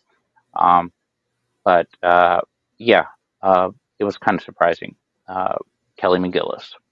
She was not part of the new Top Gun Maverick. They had to create something else. But I liked the movie. It was good entertainment. Yeah. Interesting. But that was Ralph Bode. If you look him up, director. He's on the IMDb. So I think one of his first films, director of photography, was a Saturday Night Fever, and then he did The Accused. I don't know. I think he died around 2002 or something. Because he was a cool guy. Really, really, really liked him. But that was my movie watching stuff. And what is are these comments? I'm not even reading these. Okay, you're on Rumble. But did we have an original question? Because I can't remember. Was there? Okay, so Kagoshima. Yeah, Kagoshima was the last. This is a question. We went from, is Kagoshima the last stand in the Satsuma Rebellion, 1877, and then I throw in the Scientology Tom Cruise, and then with Tom Cruise, I obsessed about his height or lack thereof, and I moved over to Kelly McGillis, and so this thing. Sometimes I don't know if my own wife, other day, like I don't know. It didn't really work, but at the They're moment actually it worked. saying that he's not dead, according to his IMDb. John Badham. Who? The guy from Saturday Night Fever. Ralph Bode. Ralph Bode, director of photography, not. He died. Ralph Bode. Ralph is RALF, and Bode is German BODE. He was director of photography, not director of the movie. Oh, okay. Yeah. I'm pretty sure. Yeah, he was born 1941 or something like that. But he's definitely from Germany. I remember he was born in Berlin, and because my friend is more south, Bavaria, and so but yeah, definitely he was I think he said, hey, I was like a teenager when he came to the States, right? But really, really good guy. But it was just I found a loop of the Russian national anthem, and for an hour just playing it. Da, da, da, da. Okay, I can't sing it. And so my wife was like, "Look, you're driving everyone crazy. You've been doing it for an hour before." And I said, "No." And she's getting angry. I said, "This is the Russian national anthem. The one before was the Soviet one." I'm not. And I realized, oh, she really thinks she probably doesn't, just not sure if I'm trolling her or I'm serious. My son knows I'm trolling because I could see him laughing, but yeah, it's kind of funny. Because but with national anthems, remember the melody, whatever we call it, what's the term? The melody is the same for the Soviet anthem and the Russian anthem. Right. And so we go, yeah, of course, and of course, the Germans change their stuff, You lose the war, you change your flag, but here's one thing: the Japanese did not change Kimi ga Yo, their national anthem. Before the war, nope. During the war, nope. After the war, no way. Kind of cool. Huh. Yeah. I didn't know that. Yeah, because it didn't even occur to me until hey, yeah, right, So I don't know. I haven't done a very thorough check, but says which countries have retained, and yeah, but I like the Russian anthem, and you get someone explain the words, and it's actually pretty good, and they are singing about freedom, and they're not saying, and we will make everyone equal. This not not what you think, So yeah, maybe if I want to be one of these evil recruiters, come to the dark side. I mean, I can give you a formula how you would want to do it in the 21st century versus say with cult recruiting that would occur in the 1980s or something. In the 1980s, a lot of the the cults, I'm not just talking education. I remember there was one in Texas. It would be like called the Way. They would go into campuses. So they'd look for people who were momentarily a little bit not lost, but temporarily lost in life. New environment, living by yourself. Hey, maybe your parents have divorces were common, and hey, but they weren't not going to even preach or. One thing they're mostly not going to do. I mean, there are those Indian type of stuff, quasi whatever Eastern religion, but huh? Is it gurus? Yeah. So, but what you want is kind of a you will present on the outside as if anything, just non-denominational Christian. In that period where most still, I would argue, is still this is an attraction of kind of Judeo-Christian. But you're not going to preach it. So it would be in those days, maybe a bulletin board, and maybe there's a retreat. You need something to do. Maybe you have, or the cults are also good. They're really good at honeypotting, or not honeypotting, but they have some really attractive girls. And you're not, hey, you're 21 or 18. So you go to the retreat, and this is what they do. Maybe 3 things you're going to do. It's even more challenging now with the age of phones. But we're going to go to a remote location, so you really can't get out. You're not going to do it on purpose, but you're going to actually have a low protein diet because low protein. But it's not going to feel like prison because the reason why is you're going to be occupied with a lot of group activities. And the way you kind of enforce it is one of the most powerful mechanisms to get people for when people do stuff in beginnings. Now, why would I do this? It's not threats, not your parents, not God, your church. It's peer pressure. So, hey, AmericaShirts, you're going like, man, this kind of sucks, this game. And you go, hey, Max you can't let Max down. And Max is an idiot going, hey, help me out. I'm going to do this log exercise. And you go, okay. So now you got two things. Well, we're already doing this right now. How many followers do I have here? Sleep deprivation. We're so busy, but I might even pitch it if it works with a woke crowd. It's vegan. Yeah, it's also vegan. It's low protein and reduced calories, man. And sleep deprivation. And I'm going to keep you do this, but with the peer pressure. So what? Saturday, Sunday, maybe on the Monday, maybe a little bit longer. Look, everyone we're going to just kind of do this relaxation exercise. So that's when they might come out with sort of stuff you think, hey, that's kind of weird, and it's, I know who would be my spokesperson for the next Messiah. That would be memes, Hey, that voice of God.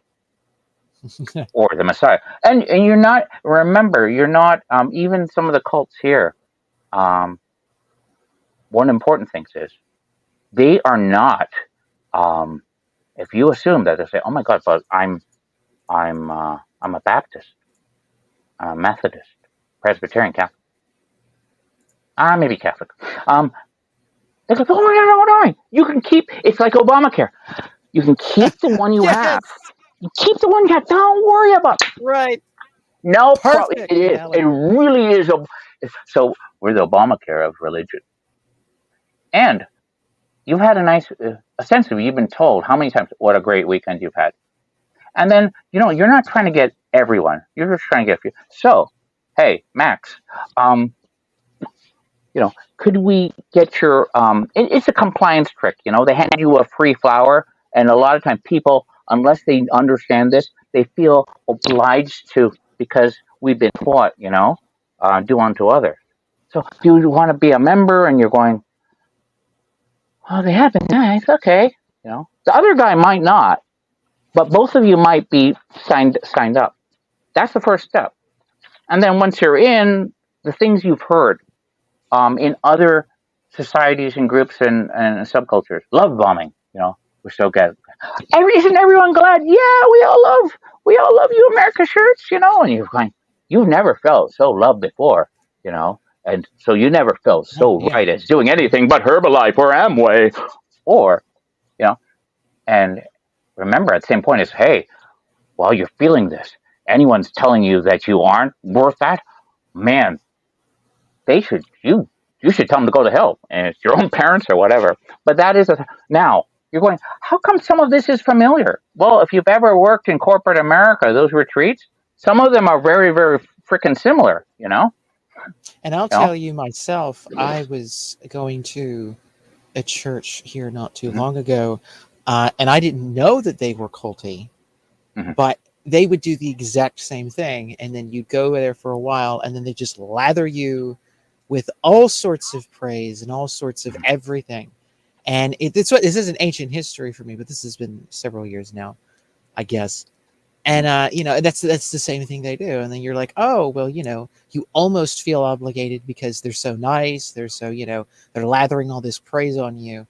And you feel this, like there's some kind of a relationship. And then of course they just drop you like a rock as soon as you're not doing every little thing that they want. So then you keep coming back to them. So it's not just corporates or ventures. Some say WeWork, venture companies. And of course, when you have this kind of, people go, well, they're not secularism, but then now you have, I'm your guru. Whatever in the 90s, I'm the Tony Robbins, and moving forward. And it's now. Here's the thing that's changed is, I would say, is the weeaboos. And I would also argue from like the 60s, people were not interested in Christianity, so they're looking for the spirituality going through the Hare Krishnas and all the other cults and everything else. So Right. perfectly, you have like Confucian stuff. So I'm not going to say it well. I'm not going to say it convincingly.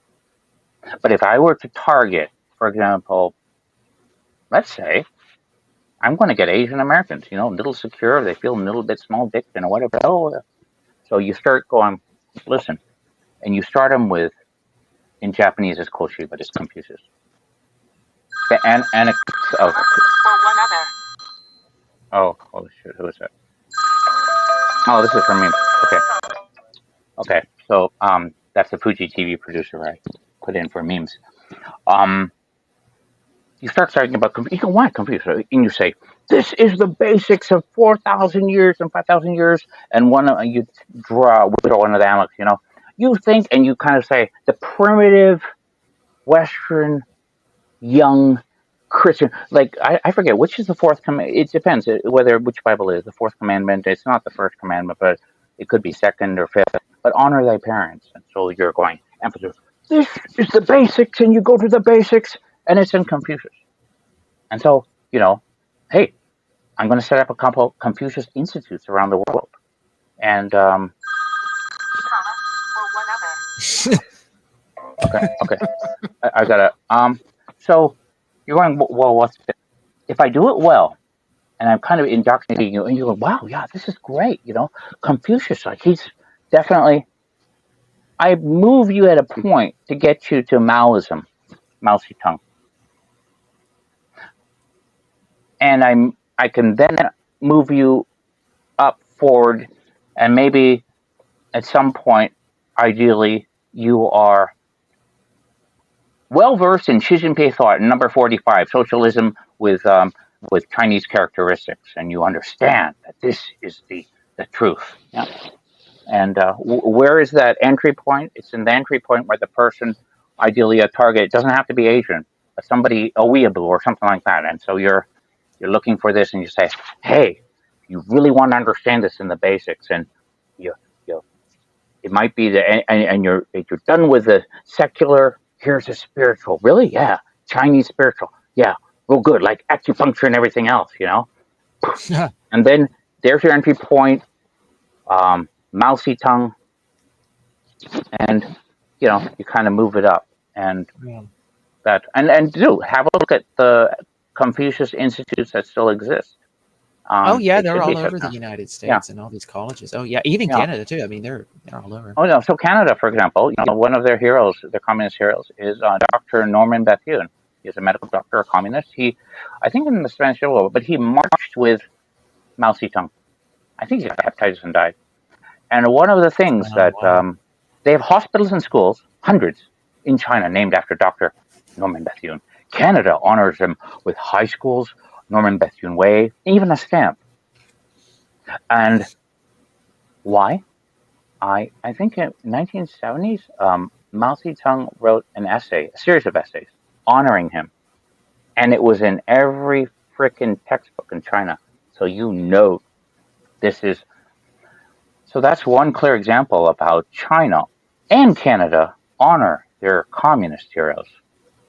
I'm not making this up. It sounds like I'm pushing it, but I have heard of something like this before, but I didn't know exactly who it was or anything like that. So you just the other thing is, if you go to the Canadian embassy in Tokyo, they have a large library dedicated to initial E, H, Norman. Why? Oh, he's a great diplomat. He apparently died in 1957, suicide. I think he was killed. But he's born in 1930s in Japan, in Karuizawa, son of a missionary. No, not in the 1930s, before that, I'm sorry. So in the 1930s, he was educated. He went to University of Victoria on the West Coast. He went to University of Toronto on the East Coast. He went to the Cambridge University in the UK. And I didn't know this about Cambridge before, but it's not enough to go to Cambridge University, but they have what they call college system. So which college did you go to? Yeah. I had a friend, he was David Gardner in the 80s. He was captain of the rugby, maybe for all England, And he went to, and I remember somebody else who was impressed by these things, so I had no freaking clue. They go, yeah, they were just like whistling through their teeth. Like, yeah, he went to Jesus College. I said, oh, I thought you said Jesus, he went to college. But where did our friend E.H. Norman go in 1930s? He went to Trinity College. Okay, well, Trinity College was where you had the Soviet moles. There were 4 of them: Kim Philby, McLean. Look at the other 2. I always get that off. And if you Google this, there was the 5th man, because all of these guys were of the elite. They infiltrated, took senior positions within MI6, but they were Soviet moles. So there was always a speculation of the 5th man, one of the 5 who was there, who was also mole. But actually, I think it's acknowledged there was more than one 5th man. But definitely, E.H. Norman was there at Trinity at that time. Now, who cares? After World War II, he was working under SCAP, which we call Supreme Commander of Allied Powers. And so under General MacArthur. So one of his jobs was to determine which Japanese political parties, post 1945-46, deserved staying. You couldn't accommodate everybody, right? And the record is really clear. He went out of his way to make sure that the Japanese Communist Party exists as it is today. I mean, that suspicion was really hard. And they thought, okay. The guy who defended him later became a Prime Minister of Canada, Lester B. Pearson, who was also probably a communist, sympathizer.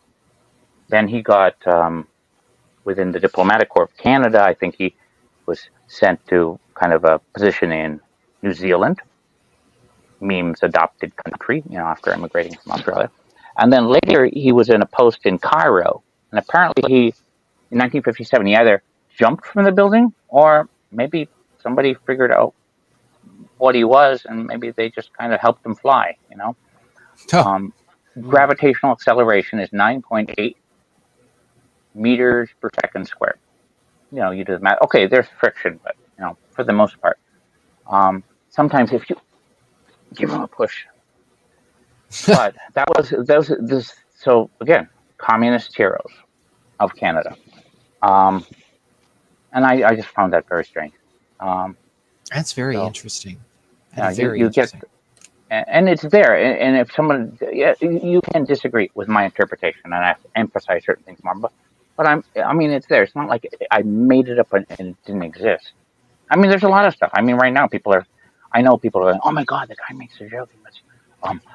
Pearl Harbor or whatever. And I'll say, okay, you want me to talk about even internment Pearl Harbor? Look at this. Why don't you look this up? Even the leftist or whatever the biased wikis are.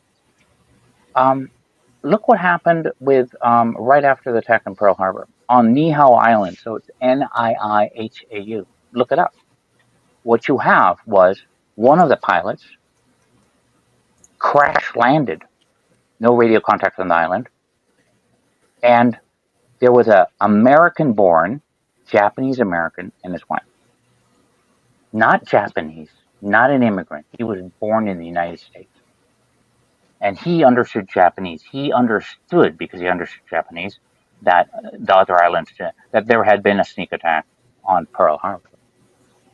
And what he conspired to do is he attempted to kill and rescue that pilot. And you're going like, nah, check it out. So this is an incident where you have a Japanese American born in the United States, given all his rights and privileges, and there's a situation, and he takes certain kind of action. Not like, I'm going to look the other way. He tried to kill, shooting or stabbing other islanders in an attempt to evade and rescue keep that Japanese pilot safe. So this absolutely comes to the attention of the Secretary of the Navy. And so when you have that executive order to evacuate all Japanese personnel remember, not from Hawaii, but from the west coast of the United States, where they thought the threat was greatest, then You're going, oh, there was no reason. They were all, you should eat your words because look at how. I'll say, no, shut up. Look at, 2009, Smithsonian comes out and they said, well, before the war, the FBI broke into the Japanese consulate in Los Angeles. Yes. And what they said was they had a list that they stole from the Japanese consulate, a list of about 3,500 or something Japanese Americans who could not be trusted to cooperate with the Japanese. So you see, I said, wait a minute. Let's do a bit of math. How many Japanese Americans were there? This is a percentage, and I can't remember, it was 50, or maybe it was smaller than that. But I said, that's the list that the Japanese, Imperial Japanese government kept of Japanese Americans who could not be trusted. The rest were okay, which is, and you'll see other cases for this. So it was a concern, and yeah. So when if I bring it up, I get people who are really angry. First is this now like, what are you? You're some fucking coin. I say, no. And they go, well, then they realize, they admit that what things I bring up are true, and they admit they know about it. They say, what? Well, why would you say that then?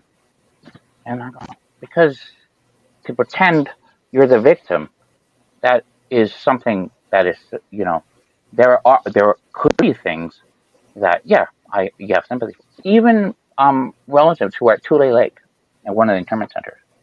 Nobody talks about this because they didn't have a name technically for it at the time. But in the 1930s, the Japanese diaspora were like the Colombians. What the Colombians were the cocaine. The Japanese, certain group of Japanese were for heroin trade in the Pacific. And they didn't have a name for them, and you didn't know.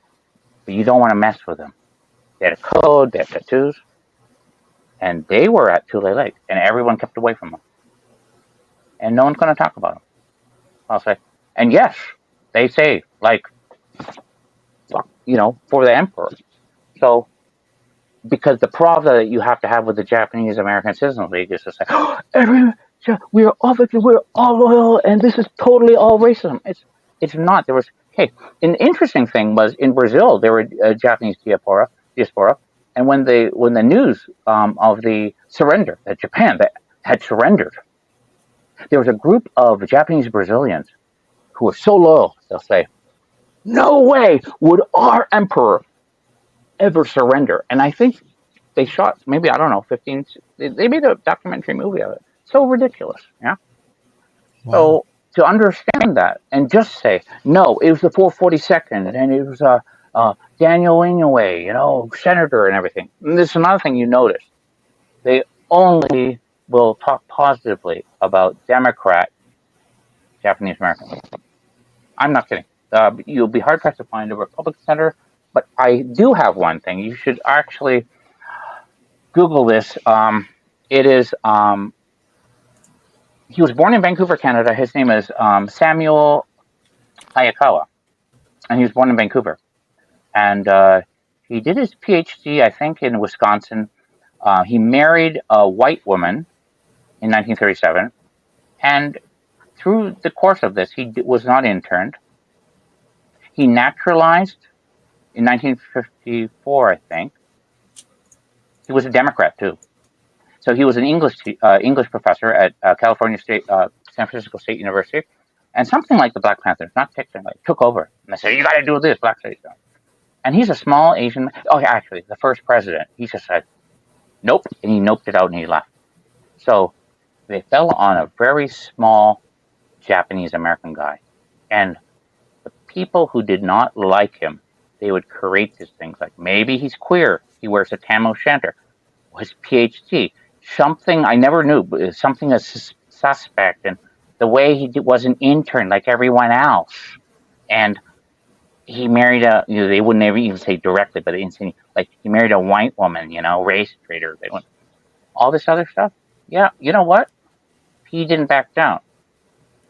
He said no. And he really clearly said, I'm not going to be intimidated. He brought in the National Guard. They hated him for that. They left it. Of course, Ronald Reagan was the governor. And so I've noticed even you either ignore him or, oh, that guy. But in the foreign language wikis, like in Chinese, why would they even bother to mention him? Well, here's interesting. One of the things is, it is offensive to many of these leftist groups if you leave their group. How dare you? Because he did not start out as a Republican. He was a Democrat, and he became he was a Democrat. He became a Republican. But more than that is, he actually became a United States senator, one term. And the way they make it look in some of these wikis was, oh, he was of no mind. He was like this minor English lit professor, and he was a California state senator. No, he wasn't. He was a real deal full bird senator from the state of California. You have 100 senators, 2 from each state. So it's really funny. Most people will not know who he is. And certainly almost the policy of his legacy. But this guy had balls, and he would not. And some of his work was also on. It was funny because I didn't expect it. It was on kind of this he analyzed an element of propaganda, basically, and how, and from his point of view was not, how can we convert the masses, but rather the dangers of it, So I think he was a pretty thoughtful guy, and that's a guy to look up, S.I. Hayakawa.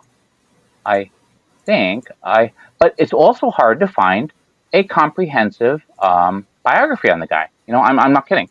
So I'll give you one and that one is not like weird or anything. It's actually from the House, from the Senate. That's why it's funny, because usually I would not expect accuracy and completeness from that, but that is actually by far the best source.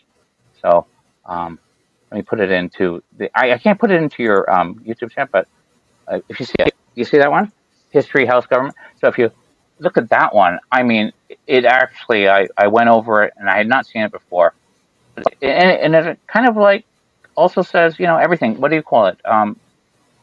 Bad things and good things. Like, he was kind of criticized as, during his term as a senator. Yeah.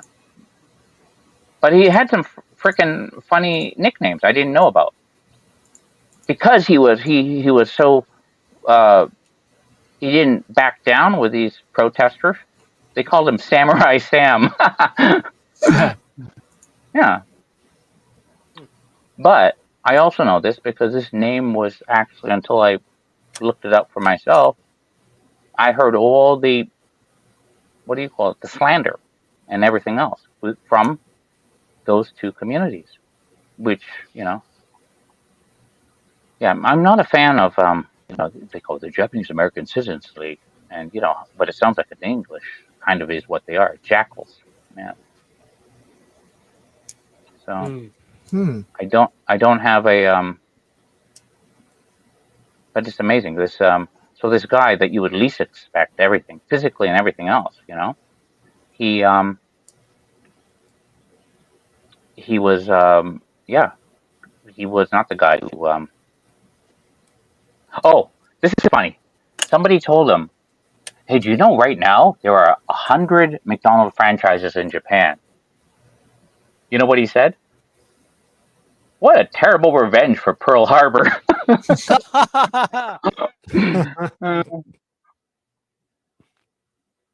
So these are very, very interesting side roads. These were very interesting. It's always interesting with you. Is there anything that's going on with the Chinese that you know of? Like, is there any movement with Taiwan? Have you heard anything of any goings on? Like, are they still there floating around, or? Yeah, I have to double check, but I mean, okay, so I don't even know the terminology. Like, they had first during the Pelosi thing, they did about almost a week of drills. Yeah. Then they moved to maneuvers. But the noteworthy thing was, my son actually pointed out. He said they didn't go and say it, but I think probably you'd have to believe the analysis from one of the Taiwanese to say, if you look at their drill and their maneuvers, they weren't just on Taiwan, they were on Okinawa. And I think that was really clear by anyone who's Yes, watching. that's right. You pointed that out Yeah. the last time we were here. Yeah, about Okinawa. Yeah. Mm-hmm. And yeah, that's so I don't know what else. I have oh yeah, I'm just looking at the Samuel Ichie Hayakawa. And look, I'm not. It's not so. Look, the guy. I actually had the privilege of speaking to before he died last year. He was a Democrat, but he also served as a Republican.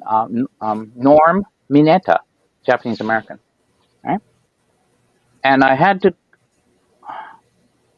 call him to tell him that a friend had died, and Norm Mineta was the first, I think, Asian American to be a mayor of a major city, I think San Diego. But in the 1970s, he was a congressman. And then later, I think he was transportation secretary. And then when George Bush Jr. was, and he was transportation secretary under Clinton. I think his father said to George Bush Jr., "Hey, you should get Norm Mineta. He's a great guy." So he is one of the very few secretaries to serve under both a Democrat and Republican. Didn't mean that he wasn't he was a Democrat, but he has an interesting story, and he told me about it actually because I heard about it. So when he had become, I believe, when he was a congressman. Oh, sorry. When after Pearl Harbor, and when the executive order for internment, he was 9 years old, I think. I can't remember, 9.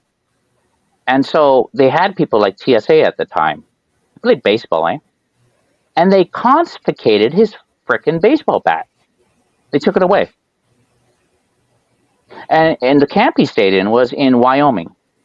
It's funny, he's also a Boy Scout, because they had a visiting Boy Scout, of outside the internment camp. And he met a guy about the same age, and his name was, who's the senator from Wyoming? Alan. At the time, or no, he's a very famous senator, United States senator. Alan. Current is John Barrasso and Cynthia Loomis. No. I'm talking Alan Simpson. That's right. Alan Simpson was Norm Mineta's age, Boy Scout troop. They became friends ever since. And remember, Alan is a Republican, right? But who would have known? They've known each other since they were 9 years old. So, anyways, wow. Let's go back to baseball. The guy is the mayor of San Diego, becomes a congressman, goes to Washington. An admirer gets him a signed baseball bat from, I think it was Babe Ruth. It was a baseball bat, and it was signed. Could have been Babe Ruth. Anyway, there are rules on receiving gifts, not over $250. So it was confiscated, okay? You couldn't take it, according to the rules, right, of the House. And so Norm said, the goddamn government, this is the second time the goddamn government has taken away my baseball bat. And yes, and after his term finished, I think they found a way, the same donor found a way to actually get him a baseball bat. Yeah. But I also heard it from him, and he told me, like, hey, he said, son, where are you right now? And I said, yeah. So I found out he volunteered for the war, and he was Army, and maybe he was in Korea, but actually they had him posted over here out in Kanagawa. So he was asking me, yeah, I said, sir, there was a Sagamihara, and we talked, and he spoke this Japanese that was like wartime old, like a time machine. For example, he still says, like, instead of a eiga, which is a moving picture, he would say like shashin katsudo, which is picture shashin, katsudo is moving. And he's like, yeah, it's kind of funny. So he was a really good guy, So he did also something else, because I have a friend who died in Skip was he was 68, but when Skip was in 1974, he had just gotten married to his Japanese wife. And one of the first things is when you start, I think maybe in Congress, just like Chris Matthews, the newsman who served in Vietnam, you get a choice. You're going to be a doorman or a security guard or something like that, and then you move it up. So Skip's first job was a doorman, and his wife said, "Oh, that's Norm Mineta," and kind of pointed out who he was. So Skip said, "Hey, I can't remember, my fiance or my wife is from Japan." And to this guy's credit, he was positive, and he took the couple out. They're lifetime friends, and just amazing. And because I can tell you, if it had been my father, he would have been one of those people trigger like, what would I have to do? The fact that you are having conjugal relations with a Japanese woman with poor common sense. I don't know. One of those triggered people, and it happens more and more. And I realized, hey, everyone should be like this, but just a normal person who's decent, who doesn't go, oh, that's triggering, or gets hostile and everything else. And so anyways, I was supposed to deliver a message, but it was, when was it? Damn it, September. I talked to him for over an hour or so, Wow. And it was, and then he died. You can see it. So But it's a good story. we'll let you clear your thoughts, and then we'll go away after this. So if you had anything else that you had going on or whatever. We've gone down to about 12 years now that we've been on for 4 it's hours. popped back up to minutes. 15, so it's like there's people coming and going or whatever. We're really getting to popping in, popping out, but kind of sustained around those levels. 4.5 hours. Yeah, you gotta. Unless it's like a Friday or Saturday, we usually don't go past about 3.5. Even on a really good night. Oh, sorry. You know what? Norm Mineta was the mayor of not San Diego, San Jose, from 71 to 75. Okay, that's what. Yeah, Jessica asked me. Yeah.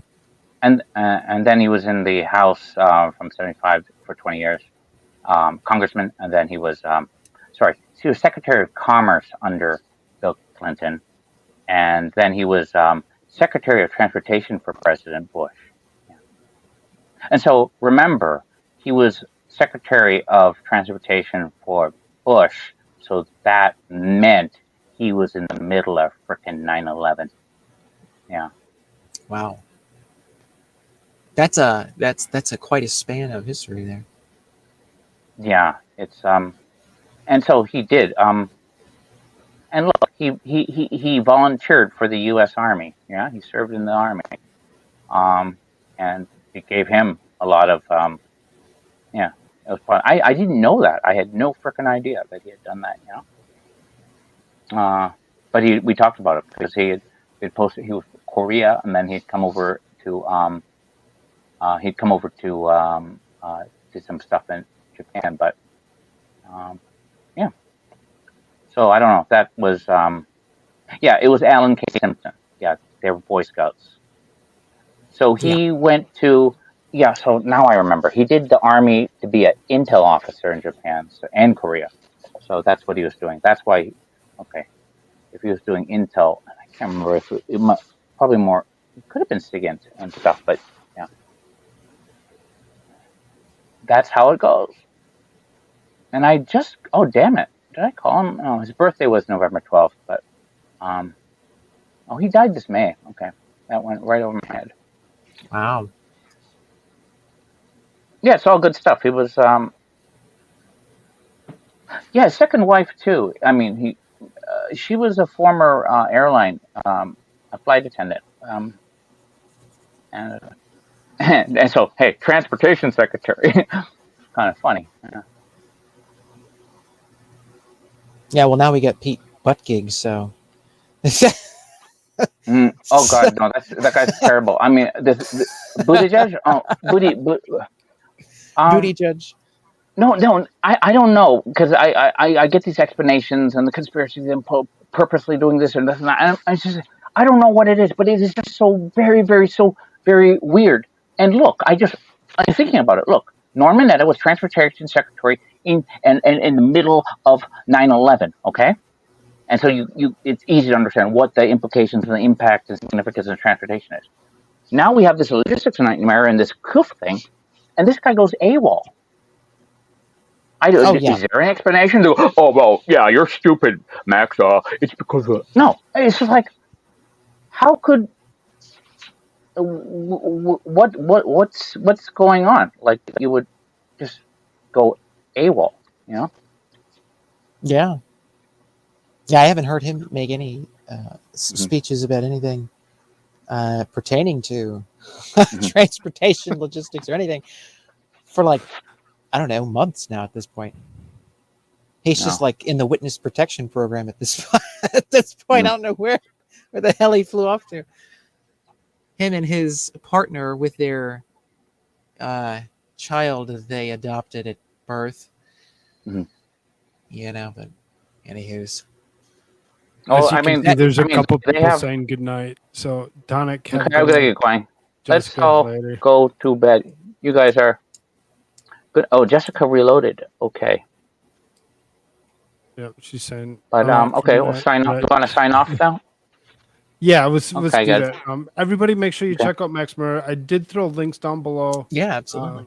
I don't really have a channel. But I'm going to be in like I'm going to be in like 3 hours or so, 3.5 hours. I'm going to be with Meme Copium. With Meme Copium.